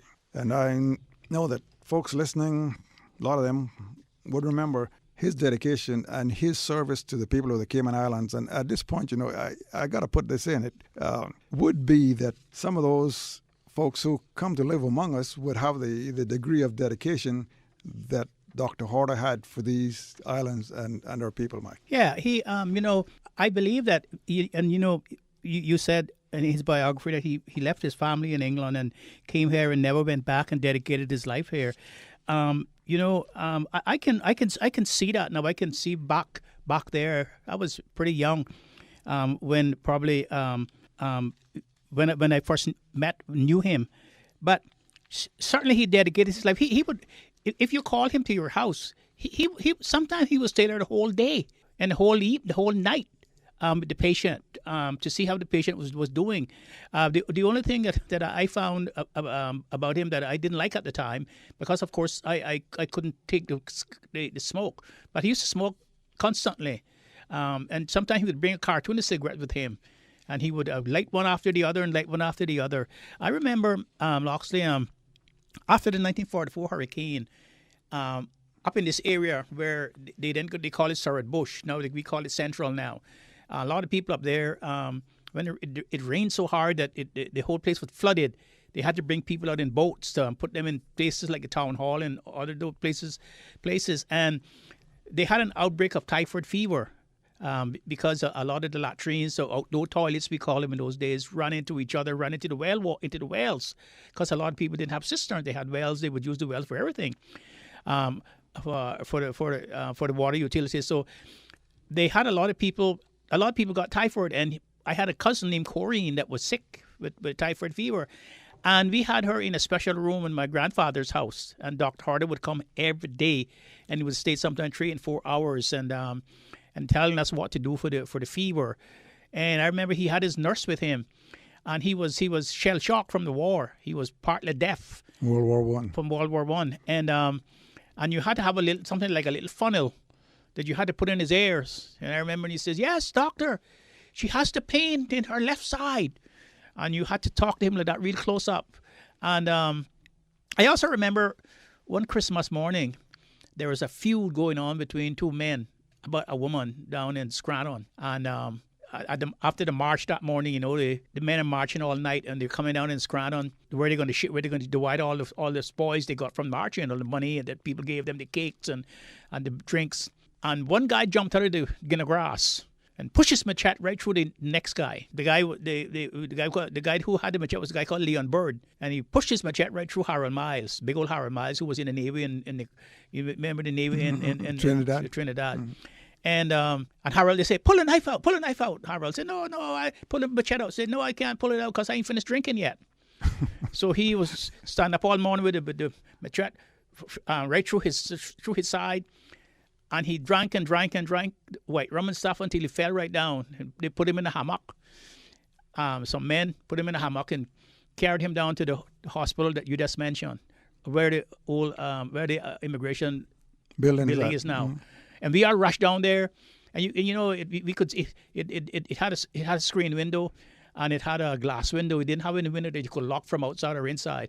And we were there, watching Dr. Harder, cleaning up the wound, patching him up, and everything. And Dr. Harder's puffing his cigarettes, and he's patching him up. And he patched him up, and the guy got and said, "You finished, doctor?" And Dr. Harder said, "Yeah," and patched him up, had this bandage all around him. And the guy just got up and went back drinking. And Dr. Harder would go from town to town, from village to village, from house to house, like you said, with the boots on. And because in those days, for some reason, it used to rain a lot. It seemed that way. It seemed that way. A lot more rain. It got more rain. For sure, yeah. Yes, and then and of course the marl roads. The marl roads would melt. The marl would go back to become soft. Thick soup. Smell like soup. Yep. Yes. Yeah. So and the conditions that he had to work under. I mean, you think about it now, and no matter what time of the night that he got a call, he got up and went to that patient. That's right, and sometimes when they would go to district, I remember going to a patient in a place they called Topside. Topside would be up where Trinity Square is now. And up there was a lot of rocks and it was a lot of flat rocks, we used to call it. It was a sort of a pond there. Mm-hmm. And you had to have a lantern. People holding the lantern in front so the doctor could go through, they have what they call wells. Right, They call wells mm-hmm. and stuff and things like that. And they had the lanterns where he could go up there. And they say, "Oh, yeah, Dr. Harder has arrived." And they have the lanterns ready for him to go up there, and he's going up there, and he needs to wear a helmet. Helmet, that's right. He needs to wear a helmet Yeah. and a khaki uniform Mhm. and a big khaki jacket. And in those days, there weren't a lot of money, paper money between the poor people. People have their 1 and 6 pence, 2 shillings, and they would give him like 1 and 6 pence or a shilling or 2 shilling if he had it, and give him. And then he'd be walking. He had this high step, like he was still in the army, high step, and you could see his pocket going up and down. You could hear the coins rubbing against each other from you could see Dr. Hordes coming or Dr. Hordes going. He was quite the dedicated person to the Cayman Islands, and he. A story was told to me that he died in West Bay, I believe, in a house that was formerly belonged to Mr. Timothy Ebanks, and they said when they found him that morning, he was dead, of course, but he had his hand on his pulse. He had one hand sort of. Must have been feeling his pulse. Feeling his own pulse. Yes. But the sad thing about his death, Loxley, is that no one seemed to have taken interest in his afterlife, because I understand that now that there's his grave is sort of unmarked in West Bay. Well, it is. In fact, he's buried in the same location as Mr. Bertie. When he died, I think Mr. Bertie had him put in what we call the family plot. Yes. Yeah. Mm-hmm. I guess 15, 20 years ago, the Kiwanis Club of 7 Mile Beach took as a project to make sure that this grave was marked. Well, what we did, we worked one whole Saturday down there and put a concrete slab over what was the grave. Yes. And now there's another push trying to get a headstone to put on Dr. Horder's grave. Subsequently, that push terminated into reality, and presently, here in October 2020, Dr. Horder's grave is properly marked through the efforts of many in the Cayman Islands community, principally the West Bay community. Apparently, he left his family in England and came out here to be of service. Yeah, and he spent his whole life after he came from. I don't even believe he left the island after he came here to travel to any other destination. No, I don't think he went back to Jamaica or any other island after he came here. I know, Loxley, I remember us washing the bottles, and would get a bathtub, put all the bottles in them, and put some water, and you had to brush the bottles, the medicine bottles and stuff. And I remember his nurse, Miss Lou, was saying us, be very careful. Don't rub off the labels on them so that they could use the same bottles with the same labels. And I remember one time my mother was saying, "Oh, I need you to go out to Miss Geraldine's house," and she says, "Ask her to lend me some of that Dr. Horder's medicine." So I went down to Miss Geraldine's house, and I was thinking, well, my mother's borrowing medicine from Dr. Horder from another woman, so I tasted some of the medicine when I was going back home, and it tasted the same medicine that Dr. Horder had given me, because one garden party I had gone up to East End, and I had gotten some of the Cox and Grouper. You remember how prevalent it was in East End, yes. and you sometimes it was dry, and they would dry it on the line, and you didn't have to roast it to cook it because you could eat it raw. And I had eaten so much of it, and I had gotten a pain in my tummy, and they had gotten Dr. Horder to give me some of the medicine. It was the same medicine. Well, he had kind of, Yes. as I remember, 3 basic medicines. Yes. I think one was called gas medicine. Yes. The other one was nerve tonic, and there was another one. There was another one that I can't remember the name, but gas medicine and nerve tonic. The gas medicine was simply, I think, some peppermint flavored water. Yes. And he used to mix these things right in. You go there and he'll tell you what he's going to give you, and he'll step aside and pull out some bottles and mix them. I remember he used to shake them. Shake them, yeah, and give it to you right there. Yeah, but he comforted a lot of sick people in Cayman during those days. Yes, and another time, up on the old Sound Road, it was very narrow, and sometimes if a truck was coming down from Sound Road, say from the North Sound, a truck was going up the North Sound, say it was going up to the old cannon factory as it was, one truck would have to reverse to find a place where the other truck could pass. And there was a gentleman, we used to call him Leslie Dick. He used to ride a horse, but he would only ride a horse. He would only have shorts, and bare feet, no shoes on. And I think it was a Saturday. I can't remember. I think it was a Saturday that Dick was riding his horse coming down, and the truck was going up to Sound Road, and the horse bolted and ran under the barbed wire fence with Dick on it, with just the shorts on, no shoes, and cut him up. I mean, he was cut up from one part of his body to the other. And I remember we all rushed up to Dr. Horder Hospital. They took him up there, and Dr. Horder had him all patched up and sewed up, and they had all this red medicine on him, all this red paint. And it was later on I realized that it was iodine that he mostly used when people had wounds and people had cuts on them, and they would call Dr. Horder to sew them up. Yeah, another one of his, I remember another one of his medicine was sulfur tablets, sulfatized tablets. Yes, he'd crush them up. Yes, and mix his potion. Yes, and give it to you. Yeah? And we believed in that. We believed that for many years. We were using that for many years as sulfatized tablets from Dr. Horder's dispensary. Yes, and I think it was probably in the late 40s and early 50s, late 40s that people started to have motor cars, and then Dr. Horder would go up and down the district to Windward and to Leeward.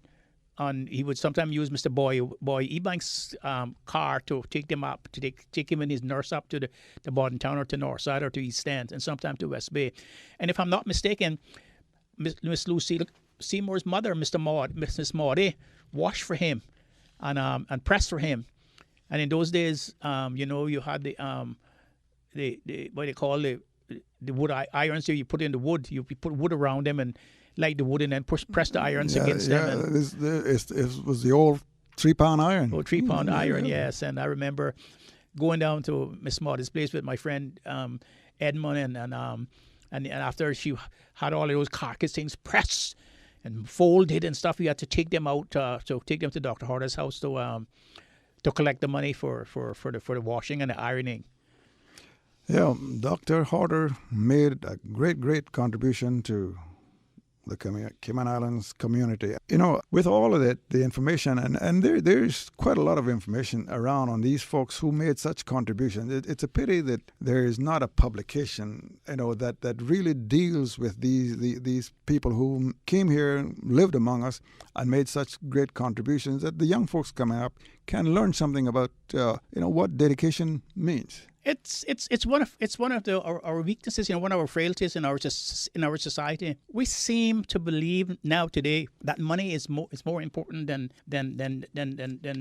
preserving your culture and having knowledge of where you came from. I find it very distressing. I try to keep that up, Loxley, but as the years go, as I get older now, I tend to realize that I don't think it's anybody's going to do it or anybody cares about it. But in many other civilized countries, that is part of their culture. That's part of who they are. The memory of the people who came before, people who served, the pioneers, the people who made their society what it is today. People like Dr. Horder who came and dedicated themselves, and we just nonchalant about it. And it's because we really don't care about ourselves. Mostly, it seems to me, we've lost something. I don't know when it happened, but suddenly we have lost something, and we have lost the whole idea of who we are.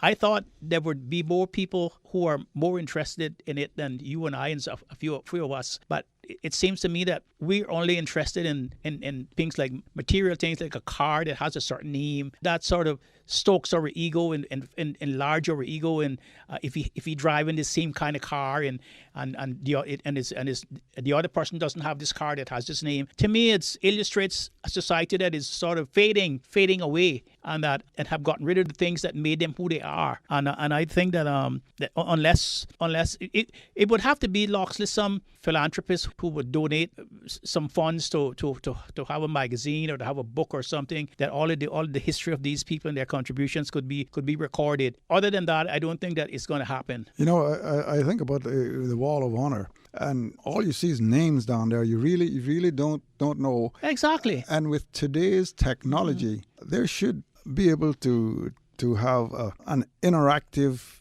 digital display there. If you see a name, John Joe, what did he do? Just, exactly. You know, punch in a button and something would come up. You're right. And, you know, I was down there at the Hero Square several years ago, and I was walking through there, and there were people, tourists there, and they were looking at the statue of the late James Manoa Bawden, the first Cayman national hero. And they were asking me, what did he do to become a national hero? And I tried to explain to them. And they were saying, well, there's nothing here. The plaque doesn't say anything that he did. Like in other places, you know, I learned something new the other day. You talk about remembering people, and I realized you know that in some countries where they have great figures on horses and things like that. Well, you know that if you see a monument and a great figure, or a great general, or a great king or something on a horse, if one foot is up, it means that person died from wounds in the war. Oh. And if 2 feet are up, the two feet horse front feet are up, it means that he died in battle. Didn't realize. I've seen that image, but I didn't really realize that that was the yes, that's the what it meaning means. of it, yeah. I would hope that we go a little further than just putting the names out there and not having a biography of how they got onto the Wall of Honor. I would hope that happened, Loxley, and perhaps people listening to your program, you know, could get some interest in it and try to preserve our history and our culture and preserve all the things that made us who we are. I wonder, you know, I still got the Wall of Honor book here from 2003. I wonder how many of these are still in circulation. You know, it would be interesting to find out if these things are even in the schools, because they do have quite a bit of information on, I think it's 500 people that they put on the wall down there. I did know that book. I never got one of those. You never got? No, I never got one of those, no. Well, you know, maybe we can find out if they can republish it. And, yes. And you know, because it's a lot of information in there on the folks, but why there's it's not in circulation, I don't know. Well, Mike, I think we've kind of painted a picture of Dr. Horder's contribution to the Cayman Islands. You know, what he meant to us when he was the only doctor here, going from West Bay to East End, the North Side, to Bordentown, Georgetown, and all over, and most of the time walking his way to these patients who needed his help. Yes, and as you said, it was he started his private practice after he resigned, after he retired from the government practice, because he was the only doctor in the island at that time, and he still did the same thing, the same dedication that he had seeing patients. And in fact, he had I understand it was in West Bay that he had a small dispensary where a small office, where a doctor's office, where we would call it today a clinic. Right. Yeah. He had actually, it's the house that it's owned by the National Trust now. Miss Leela Yates, who was a very prominent nurse in West Bay. She delivered over 100. She was midwife, delivered over I think 1,000 babies, and he operated out of her house for a long time. In fact, she, along with Nurse Lou, helped him with his practice. But later on, I think he moved to a house closer on the road going up to Georgetown. Just after you passed the cemetery, coming into West Bay, there was an old house on the right side there. But there's a big apartment building now. But I think that's where he passed away. Yes, and I can remember him now also going out with Inspector Nixon, Inspector Watler, and Earl Wood, and Mr. Ira, and somebody else in the old government boat. They would go out to the ships before they come into the dock. I don't know what that was about, but I guess now it was about to quarantine. If anybody needed quarantine, he would be there. They'd have to wait till Dr. Horder come to go out in the dock to examine the people aboard to see if before they would come into the harbor. And then when you see them coming back now, and they tied up and they say, oh, the ship can come in, and everybody was so happy that the ship was come up to the dock. Now, because a lot of those ships came from various parts of the world that had contagious diseases almost rampant. So And to think about, the kind of what you would say attention that they paid to all of these details and kept us safe. Yeah, the community kept us healthy, healthy all those years and safe, because the only sickness that I knew was the usual thing: tonsillitis, measles, and things like that. But there was no great there's talking about Dr. Horta, and which would lead into when we start talking about Mr. Birdie. One time there was an outbreak of tuberculosis here, and I remember the health authorities from Jamaica came down and traced where the outbreak came from, and a lot of men had gotten TB. And because in those days you only had two liquor licenses, and there was no shot. Then men would buy a bottle of liquor between them, and they would drink it and pass it around and drinking it, and that's how they got it. And I think the family that had that didn't tell the other people that they had got it. I think it came from Honduras or one of those places, or Nicaragua. And Dr. Horta with the Jamaican authorities came down. And in those days we were under Jamaica. Then we were dependency of Jamaica, and burnt the house down. And Dr. Horta and I think Mr. Birdie and them, what they call it, fumigated the whole yard, the whole area with jays and different kinds of things. You mentioned the word jays, and I can smell that. Yes. I can smell that aroma. Yes. Well, I think we've painted a picture here of, as I said, Dr. Horta's contributions to the Cayman Islands community. Well, you heard the story of Dr. Horta, and I believe that we have Dr. Frank back on the line here. And yes, you do. Yeah. Welcome back, sir. Yeah. Were you aware of all those various details about Dr. Horta, or did you know of him? Or? Of course, yes. I'm not old. I'm not as old as Steve, though.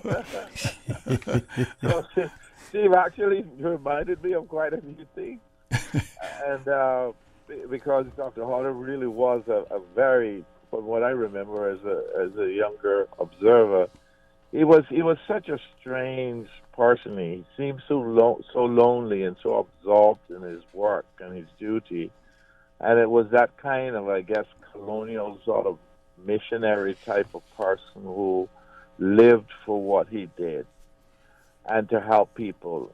And when I compare it, because Steve is also talking about, how people just seem to have lost it and just become so materialistic. And we've all had things, and the things haven't made us sort of so far removed from the spirit of what we were, or the spirit of what we are, or the spirit of what we will become. I think people, in this type of climate, forget that there's little stories of people's dedication, like what was just told there about Dr. Steve, that reminds us that Jesus made a great sacrifice for us, and that sacrifice really is the ideal, not things, not selfishness, not ego, sacrifice. If sacrificing didn't make people feel better, didn't make people feel there's a purpose, make people feel that they need to sacrifice something to have worth, to feel this worth. If that wasn't the case, this would really turn out to be a very horrible world. If we turn away from the spirit of service, from the spirit of sacrifice, the human being becomes like every other animal. It destroys, it eats up everything, and then it moves on. But we live in a small community. There's no place to move on to in this community unless we want to migrate someplace else. And the world is very populated. And so we are going to migrate to other communities, and other communities that have to struggle with the ego, with the selfishness, with the lack of consideration. And we have to realize that the foundation of this country was built by people like Dr. Horta, people that were born here, but at the same time was willing to give the spirit of what they had, all they had. And so the story about the seamen that sacrificed and went to sea and went out in their catboat and went to Mosquito Keys and taught the Nicaraguans how to build these canoes and how to sail them, the catboat and all of that sort of stuff. You know, when we look at a long tradition of migration and people coming back home and trying to rebuild their homes and rebuild their relationships with people and all of that sort of stuff, we realize that we have, as a society, and I think the government has to lead in this, we have to convince people. I know there's a lot of competition that we have with the external or international medias and all the attractions that seem much more exciting than our little stories. But that story that's being told just excited me tremendously and motivated me to believe that I should continue to sacrifice, to be able to at least relate some of the ideas that I have about myself and my society as stories. It is so important. And luckily, I thank you for your dedication, and especially now at your age as well, where you've done such a long time with the radio station, and you're back there trying to persuade us that we need to think about the story, because the story really is the life. The story doesn't rot. The story doesn't decay. It lives in the memories of people. When the Bible says that in the beginning was the Word, and the Word was with God, and God was the Word, it is telling us something about words. It is telling us something about language and how we can continue to exist through language. But we have to be able to get that language to be heard by those young people who will be the carrier of our generations that are now and that are of the past. So with that said, Loxley, I'm thankful that I've been able to participate, and I will continue to listen. Well, Doctor, we want to thank you too for being available to us and to participating. We're going to go to the news in just a little bit, and I guess there'll probably be a few commercials after the news, and right after that we're going to invite those listening, if they want to chime in and say a few words, and if you want to stick around for that, hear what they got to say. If not, then if you need to depart, we thank you. Continuing the Caymanian tradition. Let Cora keep my ground so clean. The heart and soul of the Cayman people. Thank you for keeping the culture alive. Let's read the news every day. From East End to Georgetown, down into West Bay. Radio Cayman in the Cayman Islands. Today's biggest news. Radio Cayman. It's only two species that we have, on the island. Generations present. Your voice, your choice. It is in the best interest of the people of these islands. Local, regional, international. This is Headlines from Radio Cayman's newsroom. Today's biggest news. The Cayman National Cultural Foundation, CNCF, announces nominations are now open for the annual National Arts and Culture Awards, which will recognize those who have made a significant contribution to arts and culture in the Cayman Islands. Nominations are now open until October 30th. The nominations must be submitted in writing. The next award ceremony will be held on February 18th, 2021 at the Harkwell Theatre. Good afternoon, I'm Dion Anglin with your headlines. In news elsewhere, U.S. sex offender Jeffrey Epstein's former girlfriend, Ghislaine Maxwell, said she never witnessed inappropriate underage activities by him, and that's according to transcripts of a 2016 deposition. The testimony was made in a now settled civil defamation lawsuit brought by one of the late financier's accusers. Ms. Maxwell had long fought to keep the testimony a secret. And the French government is imposing a curfew on 2/3 of the country, 46 million people, from tonight for 6 weeks after a record 41,622 new coronavirus infections in one day. The total infected in the epidemic has now passed 1 million. In Europe, only Spain and Russia have reached that. That's a wrap of your headlines. I'm Dion Anglin. For the latest in news and information, Follow Radio Cayman on social media, Facebook, Instagram, Twitter. Download the Radio Cayman app or log on to our website, radiocayman.gov.ky. Your voice, your choice, your radio.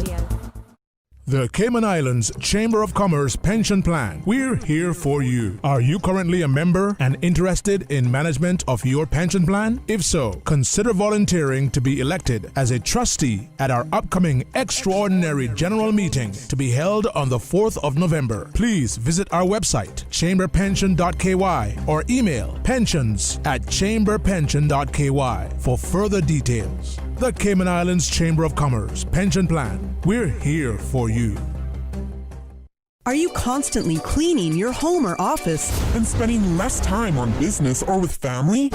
H&A Janitorial Services is offering residential and commercial cleaning starting at just $11 per hour per cleaner for a limited time only. Buy 2 cleaning, get the third free. That's buy 2 cleanings and get the third free. From deep cleaning services to upholstery, carpets, windows, tiles, and grout, H&A uses antibacterial cleaning products to ensure a spotless, sanitized environment. Call H&A Janitorial 743-2875 or 324-0879 and ask how you can get your third cleaning absolutely free. Terms and conditions apply. Honey, our fridge has stopped working again. Everything in the freezer is melting. We need to get this repaired right away. I'm calling Brand Source Service. When you need the very best appliance service, call Brand Source Service at 623-5000. Offering service and installation of all brands and models of appliances. Brand Source Service is Cayman's source for appliance parts and repairs with qualified and experienced technicians and the island's largest stock of appliance parts. Brand Source Service will have your repair completed in a flash. So, whatever the problem is, call the experts at 623-5000. Brand Source Service, Dorsey Drive, Industrial Park. Telephone 623-5000. At Healthcare Pharmacy, they know you're busy. That's why they're making it even more convenient to refill and pick up your prescriptions. Everyone knows about the amazing service at Healthcare Pharmacy Grand Harbor. But did you know that Healthcare Pharmacy in Governor Square is now open and available for those who work and live in West Bay, 7 Mile Beach, or Snug Harbor? And even better, you can click on healthcarepharmacy.ky and refill and transfer prescriptions online and pick up at either location. Healthcare Pharmacy Grand Harbor and their newest location, Healthcare Pharmacy Governor Square, now more convenient than ever. healthcarepharmacy.ky. Maintaining a strong mind and body through sports and general healthy living is a good course of action. But what about your spiritual man, your inner man? He has to be awakened, fed, exercised, strengthened, and led according to the will of God. So, have you heard the call? I'm Evangelist Brother Joseph Joey Ebanks, and I'm inviting you to worship Wednesday and Thursday nights at 7:30. We are bringing the Word of God to our communities as Jesus commanded. Faith comes by hearing. So come and hear. Bring your own chair or simply park and listen to the Word of God from your vehicle, covering the Cayman Islands with the Word of God, one community at a time. Have You Heard the Call will be in East End Little Hurley's site October 26th through October 29th, featuring Bishop Delbert Clark and Pastors George Williams and Daniel Williams. Nominations for round 12 of the Proud of Them award scheme opened on the 30th day of September and were scheduled to close on October 21st. Today, I am pleased to announce the extension of the nomination period until October 31st. I implore you all to use this excellent opportunity to celebrate the remarkable accomplishments of some of the most extraordinary and talented youth within these Cayman Islands. Complete your nominations online using the new Youth Services Unit website at www.youthservices.ky. That is www.youthservices.ky. If you are not so inclined, then download a nomination form and submit the completed form by email to info.ysu@gov.ky. Help us to recognize excellence among youth in the Cayman Islands. Submit your nominations today. I thank you. A message from the Honorable Juliana O'Connor Connolly, Minister for Education, Youth, Sports, Agriculture and Lands. Talk today. but I do have some questions. Talk today. Cayman Islands' foremost listeners participation program. Talk today. Because there are more questions than answers. What the public is saying. Waiting to take your calls right now. Sterling Dwayne Ebanks. And as you can hear, I'm not Sterling, but anyway, I'm Loxley Banks, and we want to remind you that this CI Retro Talk Today special presentation is being brought to you by the Ministry of Health, Sports, Youth and Culture. They're always working diligently to protect the sustainability of the heritage, history and culture of the Cayman Islands. Cayman Islands culture. Wear it, love it, be proud of it. Doctor, you still there, hopefully with us? Yes, I am. Yes. Well, and at this point, we're going to invite listeners, if they want to call in and have their little chime in on what they heard so far on the program. But, like we say, we have to tell our story. And there are many people that come to this country that, doing things, but there's no CI sensitivity to a lot of what they're doing. And I think this is where these stories will come in, and hopefully that there can be. You mentioned that you think that Dr. Steve is doing a publication. Hopefully that there will be many publications picking up a lot of these stories. Of course, there will have to be a lot of work done, because a lot of the stories in the archives are what the memory bank has done over the years, and sometimes there's a lot of work to cull the story out of them. But I believe there's information on the terrain here that these things can be accomplished with some effort from government and, I guess, private sector. Yeah, I think so too, Loxley. But the school really is the ideal place to disseminate these stories.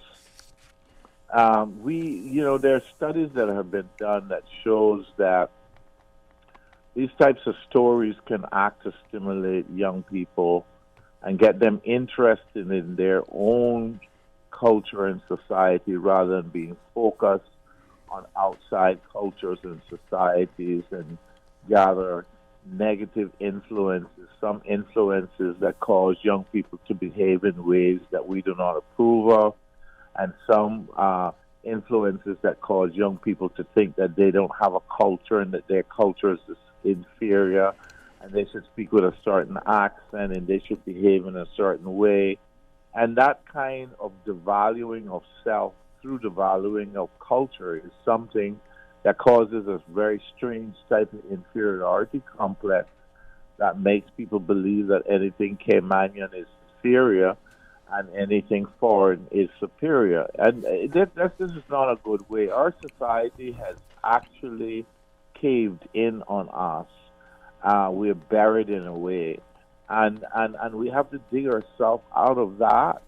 And we have to be able to use the resources which we have in the government, through the educational system and through the Cultural Foundation and national galleries and other organizations. We don't have the philanthropists here that take the same interest in other countries in supporting these types of activities, but we have a government. And the government, if it needs to raise more funds to do this, then should use their position to get some of the resources from the financial sector that is benefiting so tremendously, and really is sort of creating a echelon in the society where people are even less willing to focus on what Cayman, that the only value which Cayman has is of economic value. But we live here, and we have lived here for a long time, for generations, and hopefully we can continue to have generations in the future that carry us forward in their memories, because most people worship their ancestors, and we some of us don't see this when we're looking at religion, but religion is always talking about a group of people or groups of people and how they interacted and how they found value and why they worship a particular deity and all of this. So we see that without us having our own unique religion, without us having our own unique cultural expressions institutionalized and protected by the resources of this country, that we are not going to be remembered. We don't have to necessarily be remembered as individuals, each of us, but we want to be remembered as a collective group of people who have brought forth particular values and a particular sort of expression of those values in the things in which we have done in our lives and the choices in which we have made in our lives. I think that the decisions that Dr. Steve has made in terms of collecting and preserving those stories in his mind, when probably could have made space for something else that might have made him a lot more money, he has chosen to do this. And like, he has not just been telling stories since he started going on radio. He's been telling stories all his life. And I know also in East End, when I used to go there as a youngster, I was stimulated by the Dixon family, and I am a member of the Dixon family of East End. And I have a had a great-grandfather that was called Captain George Dixon. And when we were building the parks, when I was Ministry of Parks, I made sure that Captain George Dixon's name went on the park. We have to do these things. We have to put people's names on areas, on streets, and we just can't choose to put irrelevant or out of the way names on our streets and in our buildings. We need to put things that represents the past, that remembers the sacrifices they made when they were fighting the mosquitoes, the army of mosquitoes in this country, to be able to effectively occupy this little small plot of land in the universe and give us the right to self-determination, that today that we can have a very wealthy and vibrant financial service industry because we were too poor to be taxed. We never had taxes, and for this, God has blessed us by giving us the opportunity to have this particular type of industry located in the Cayman Islands, and every Caymanian should benefit. Every elderly person should benefit. Nobody should be indigent in the Cayman Islands. Nobody should be without some type of remuneration from that blessing that our ancestors preserved for us, that so many people are benefiting so tremendously from, and we have to create some kind of equilibrium. There are lots of stories at the archive, lots of people I know there's stories that my father told there, and other people's fathers told there, grandfathers told there, but where are we going to get the time? Where are we going to get the resources to get these things put in some kind of format that they will become available to people to look at, and for students to be able to research and find out about these things? But we have to call upon the government that has the resources to begin to recognize these things as soon as possible, and hopefully this show will help, and that you will be recognized also, Loxley, for what you've done and for what your ancestors have done to give us something that is unique, that we can cherish, because it's not the size of the story. It's not the kinds of people that are in the story.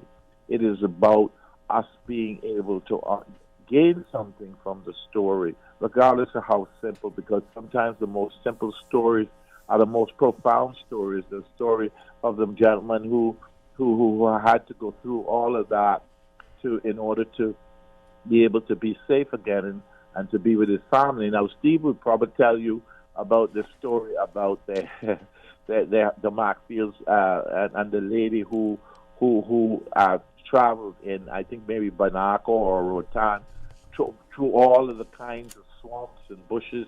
Very similar to this type of story, because she had been a victim at sea, and that's an incredible story. And I don't think many people on this island know of it, but it was a magnificent story. So I'll continue to listen in on the radio, and maybe Steve can say something about that story.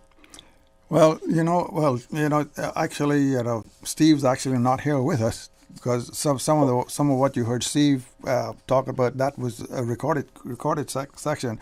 But going back to what you said about being in the schools,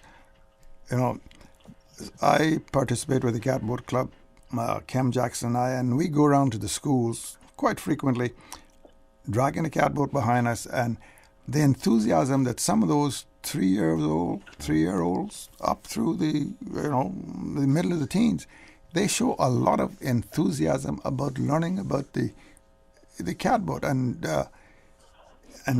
that's something that was so important in our culture for many years. And there are probably only, I would think, no more than 6 or 7 active or ones that could be active or that could be sailed in the country today.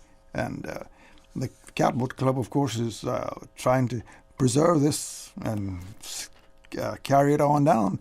And it's but it has to be in the schools, because if it doesn't come up from the kindergarten right straight up, then it's going to get lost, because those who have it between their ears still have not put it down on paper or even on audio recordings, it'll just die with them and it'll all be lost. Right. In Loxley, when I studied aesthetics and I studied culture and civilization, and normally the better class people, the people who are more wealthy and more educated in our society, are normally the people who pick up on the Asian, what they call the Asian traditions, right? The old traditions, You see that in the way in which people use the boat and different types of boats, because boat people, those types of people that were like the Norwegians and the people like that, it was a very important part of their survival tools. The boats were survival tools, and they were tools for war. They were tools for just about everything. So when somebody can actually sail a schooner, when somebody can actually design a schooner or sail a catboat or design a catboat, that brings that memory of that strength that people had to be able to overcome those difficult periods of time. So definitely what we're talking about is something that has to be promoted in the schools and promoted around the young people. When we had the Sea Scouts, for instance, and they became very acquainted with the catboats and with the sailors, the sailing ships, and with all of those types of things, because we were seafaring people. Now, I don't think that if you live on an island that you should ever forget about the sea. You can't forget about the sea if you live on an island. I mean, the sea is right there. We need to be able, and this is why also having access to the beaches, as we had before, should remain intact, and nobody should come into this country and defeat that right that we had. Doctor, can I quickly just interrupt? We need to take a break here, but we'll come back and finish this program up in just a few minutes. Okay. All right. All right. Bye. Stronger, wider, higher, lighter.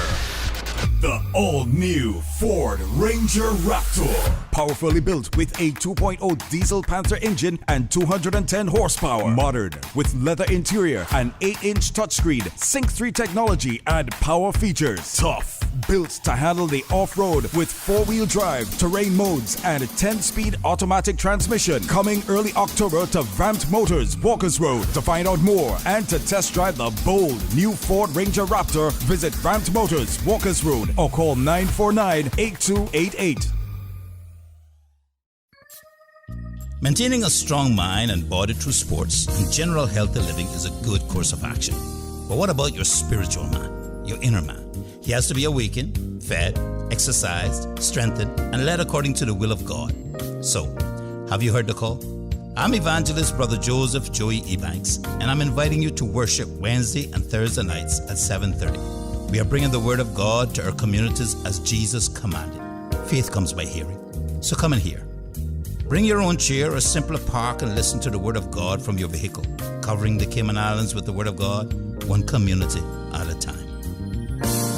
Have You Heard the Call will be in East End Little Hurley's site October 26th through October 29th, featuring Bishop Delbert Clark and Pastors George Williams and Daniel Williams. The Customs and Border Control Overstay Amnesty will end on October 31st. Persons who are already scheduled to depart the island may do so without seeking an extension. Persons wanting to apply for an extension can do so online by visiting www.cbc.gov.ky or by presenting themselves in person to the counter, or appointments can be made by contacting 244-3318 or emailing caymanvisa@gov.ky. Nominations for round 12 of the Proud of Them award scheme opened on the 30th day of September and were scheduled to close on October 21st. Today, I am pleased to announce the extension of the nomination period until October 31st. I implore you all to use this excellent opportunity to celebrate the remarkable accomplishments of some of the most extraordinary and talented youth within these Cayman Islands. Complete your nominations online using the new Youth Services Unit website at www.youthservices.ky. That is www.youthservices.ky. If you are not so inclined, then download a nomination form and submit the completed form by email to info.ysu@gov.ky. Help us to recognize excellence among youth in the Cayman Islands. Submit your nominations today. I thank you. A message from the Honorable Juliana O'Connor Connolly, Minister for Education, Youth, Sports, Agriculture and Lands. Talk to Dick. But I do have some questions. Talk to Dick. Cayman Islands' foremost listeners participation program. Talk to Dick. Because there are more questions than answers. What the public is saying. Waiting to take your calls right now. Sterling Dwayne Ebanks. Good afternoon, welcome back, and thanks so much for joining us. I sit here next to Mr. Loxley, and Mr. If you don't mind me saying, I watch you put together this production, and it's amazing. Now we got Dr. Frank still on the line with us. Dr. Frank, you still there, sir? Okay. Sometimes the technology doesn't allow us to continue, so it's been an engaging discussion. It's been informative, and I hope you don't mind me saying it, but there have been some times in it where I had to kind of swallow hard. I felt the emotion. It wasn't just the story that as Mr. Andrew retold, first-hand account of something, but it's the recognition that many of us, whether we're 15 or 50, we don't really know our history. We don't celebrate it. We don't give it the same level of reverence, in a sense, and we're so willing to dismiss it. And this is us, not just those who have come and lived amongst us. Hoping that we change that. I hope we develop a healthy respect, and that's why I watch you, up and down the stairs and in and out the production areas and in our archives. What do you call it? The Wattle and Dog Vault. The Wattle Vault. Oh, the Wattle Vault. And so important to our people to know, from whence we cometh. And it's such a blessed place, man. But we're not. Well, like Dr. Frank said, and a lot of, I think we all promote this, have been promoting it for a long time, that these things have to get into the schools at the elementary level, when they can start to think a little bit for themselves. They got to hear some of these stories in the form that they can relate to them. All right. If I might be guided by you, and certainly no attempt to be disparaging in any way to anybody, right? But Miss Melda earlier made a comment when we were listening to the story, as Mr. Andrew was retelling it. As a student, whether in university or high school, you're looking for something for part of your homework assignment, the paper you have to write. And there was a time when we as students would go to a library and we would find a book. There's a time where the students of today would take whatever electronic devices in the palm of their hands and find that information somewhere online. the inability at times for us to access that sort of information now on these things. I wonder... That is CI sensitive information. That is, I like your phrase, that is CI sensitive. I wonder if there's a way without making it that we don't collect whatever revenues and fees and royalties or whatever it is would a normal accrue, or without making it, this thing that no longer has any value. But just like we can do with our laws, just like we can do with other things, make that information more easily accessible and readily available, but that is accurate, that is official. You're looking at it, you're not just looking at something somewhere that someone printed that has, you have to question its authenticity. I wonder what that would involve. I wonder if it's possible. Well, with today's technology, it should not be a very daunting task, Mm-hmm. And I think back, some of our elders, Mr. Birdie wrote a book. Yeah, Mr. Lee. Mr. Lee wrote a book. Miss Rose Curtin wrote a book, and there were several of those small books that were written. Now, I believe you're going to have to look pretty hard to find one. You'll find maybe one in the archives, I think. But these are things that could be republished, and just as I mentioned, Dr. Steve and I, that booklet that accompanied, and there's a lot of information in that book that accompanied the 2003 celebration. 2003 celebration. Yeah. That should be republished and available to people. I need to see if I still got my copy. But if I may ask, right, as you were mentioning those names, a lady in all facets, Honorable Mary Lawrence, historian by her own right, and on our program, it's easy to realize that she has incredible gifting at being able to write. She's written many things. She served as the Speaker of the House. And having that resource, having that person with that interest, is it, as Dr. Frank alluded to, that for some reason, whether public or private sectors, whether the collaboration of the two, whether the individual, that we're not somehow able to reach out to these individuals and entities and fund however you want to gather in their info and collect it. And we see other jurisdictions doing that. We see even companies doing it for their sort of legacy, as it were. But somehow we don't seem to want to do that collectively, formally.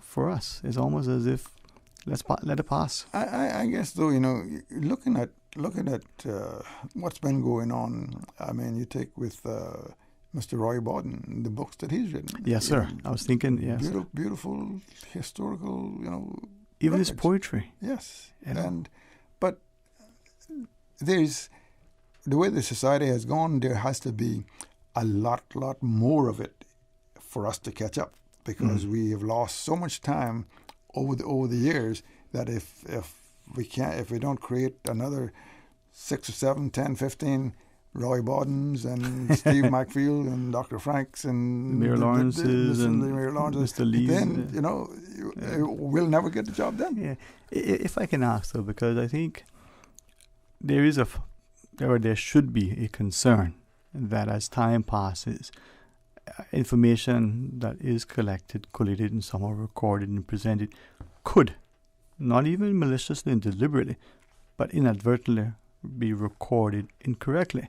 Now, because I think we see Mr. Roy as the celebrated historian, he has said publicly, there are revisionists in our history, not only in Cayman but other places, that want to have it revised in such a way that the presentation seems more favorable to some or not so favorable to others, as opposed to the accurate recording of this thing, the good, the bad, and the ugly. Well, see, even if that kind of process came along, if we've got the authentic, right, then there is a process that somewhere along the line the correct narrative will wind its way through. I think so, and that's probably because we're optimistic.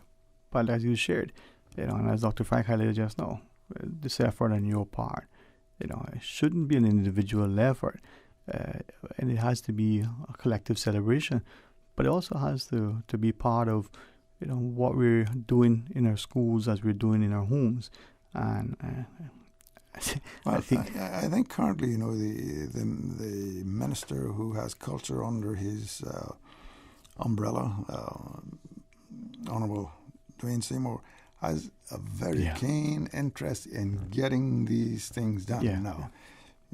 And I think he's working on it. Yes, sir. And making some progress, but and I think too, it's a daunting job. The fact that as a young man, and I remember the show you invited him on, and he was talking about the gypsies and the recognition that something like that's very familiar to him. I mean, he was speaking in gypsy, right? The fact that as he was saying that then and there, listeners were like, we had gypsies here, a band of gypsies. Grand Cayman, just look at Grand Cayman alone, as small as it is geographically. There's so much that would go on in one district, and just a few miles over, right? A good kite flying could be heard is unknown to that next district. And the old saying, history repeats itself. I mean, we heard of Dr. Horder actually doing the same job basically that Dr. Williams is doing now.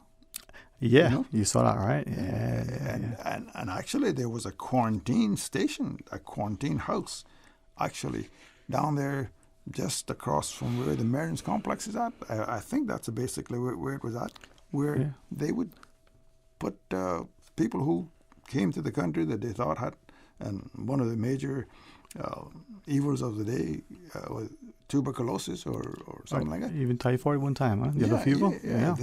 They'd quarantine them up. It was painted yellow. Yeah. Quarantine yellow. Yeah. And as you said too, I mean, I think back to Dr. Jackman, once, on our public discussion and here, and then once on the RAC, Little Cayman, he was sharing that as sort of the chief veterinarian agricultural officer, he's saying we're making sure that whatever plants and lives have to come into the country, there's a very diligent approach, and it's going to be, in today's language, based on what we have as scientific factual stuff. This clipping, this plant, this animal, we're going to make sure it's good, because if it isn't, there's going to be a problem for all of us. Are we lacking, sir, in that sort of resolve? I mean,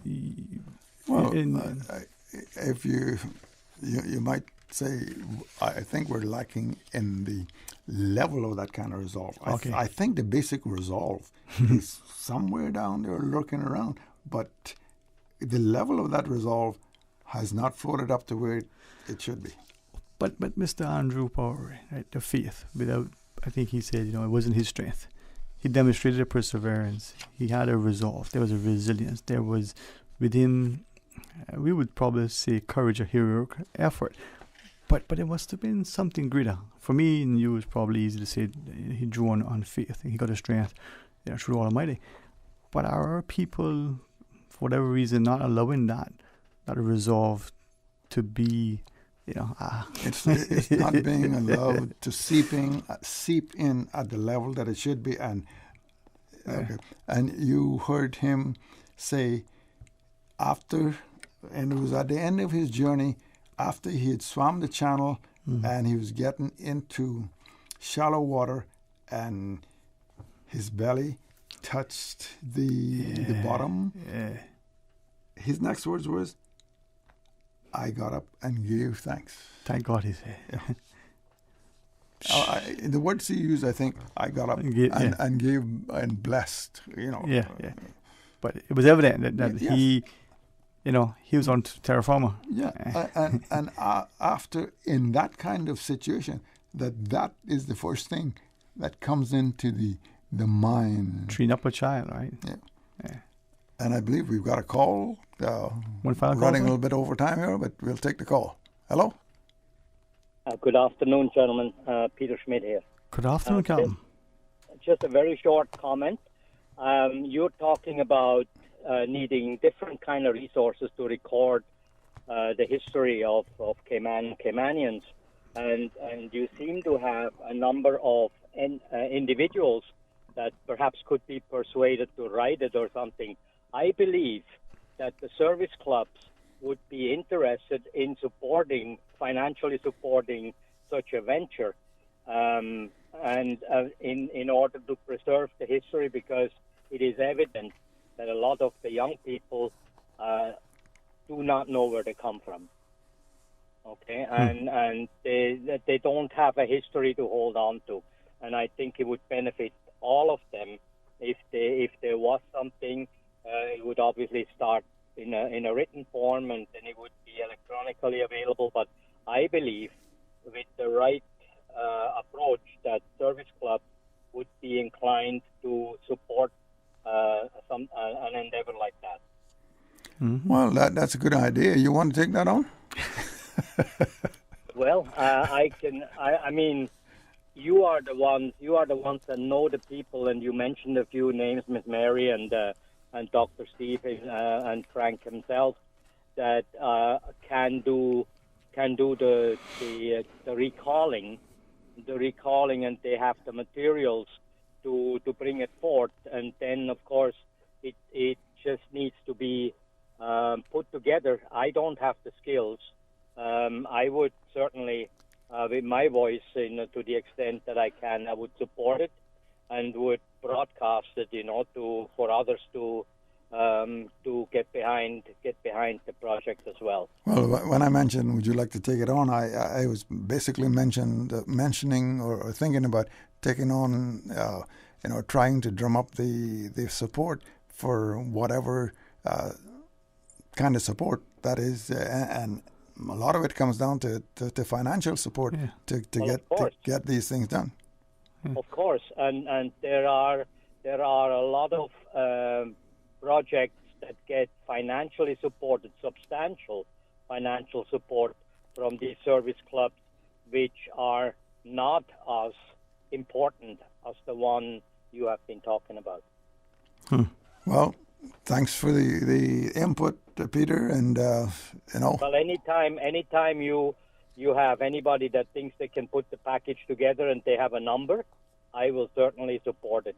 Well, we'll talk. We'll meet under the boat shed here pretty soon and talk about it. Okay. All right. All right. Lessons to the Peter. But he's right, and this is maybe where we need to start, and maybe it starts from a recognition that for nothing else, not just for posterity, not just for legacy, but for history and its own value, that stuff needs to be accessible, and it has to be first, recorded, so that people can then critique it in written form or today's technology, audio. Yeah, man. I commend you. I say this to you a lot. I watch it. You remind me of my own father, and once it's been done, you get it done, and that there's a health and a strength and a courage and a conviction, and I tell you, I wish that somewhere along the line, I don't know whether it was on one of these programs or one of these type programs, the old saying, time and waits for no one, time and tide. Time and tide. Time and tide. Yeah, my daughter tell me, that's good, boy, time waits for no man. Well, Brian, I think we've run out too much overtime here. Then Norma's not listening. She's probably is.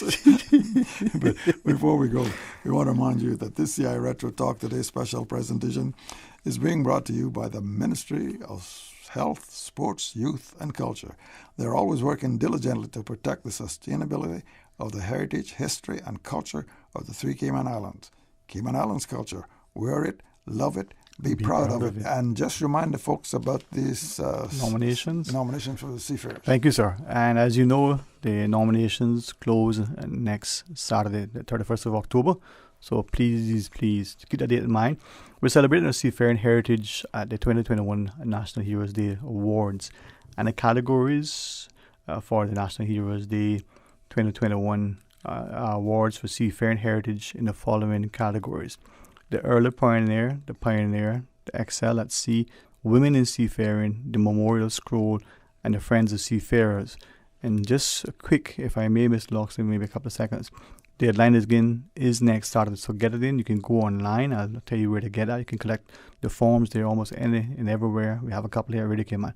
But the early pioneer is an individual, whether they're alive or they have passed on to glory, who made an exceptional contribution prior to the 1940s in the areas of shipbuilding, boat building, shipping administration, turtling, or seafaring. Now, that's not eating the turtle, that's going to catch it. Oh, they ate a lot of it. Yeah.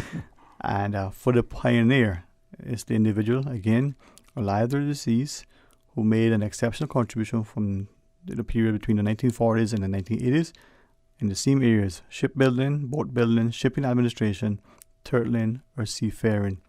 For those in the category of excelled at sea, the individual, again, alive or deceased, who during their seafaring career advanced and ranked to the highest level of their profession or performed a lifetime for at least 40 years of service regardless of their final rank. And then for the women in seafaring, we know increasingly we've had a few over the years that we've actually didn't know they were there.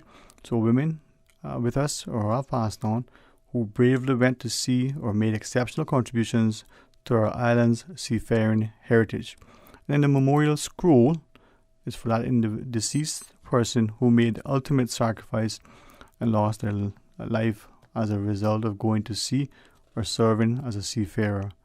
And then the friends of seafarers, individual, alive or deceased, or a company that was instrumental in facilitating and supporting Caymanian seafarers or providing assistance to Caymanians while they were at sea. They may have been based in the Cayman Islands or internationally. Now, so the categories again: early pioneer in about prior to the 40s, a pioneer between the 40s and the 1980s, the excel at sea category, the women in seafaring, the memorial scroll, or the friends of seafarers.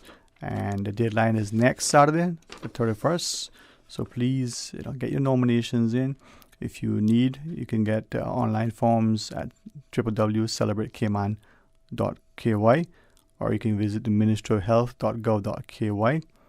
And please, it's a simple form to complete. I think we have a lot to celebrate come next year, January, during the celebrations. The important thing is to nominate your seafarer. If you've got any in your family, nominate them. And Dwayne, I guess, yes, sir, this is the end, they say. So until Monday. Yeah, I want to thank Dr. Frank McField for joining us via the telephone, this COVID protocol. And Miss Melanie. And Miss Melanie, who came in from the protocol office. And so thanks again for listening, and keep listening for the next CI Retro Talk Today special presentation coming up. I believe the next one will be in 2 weeks because we have the... let me just make sure. the Remembrance Day coming up. So, all right, there we go. Thanks for listening again. Thank you, Paul, for your help across the way. Thanks.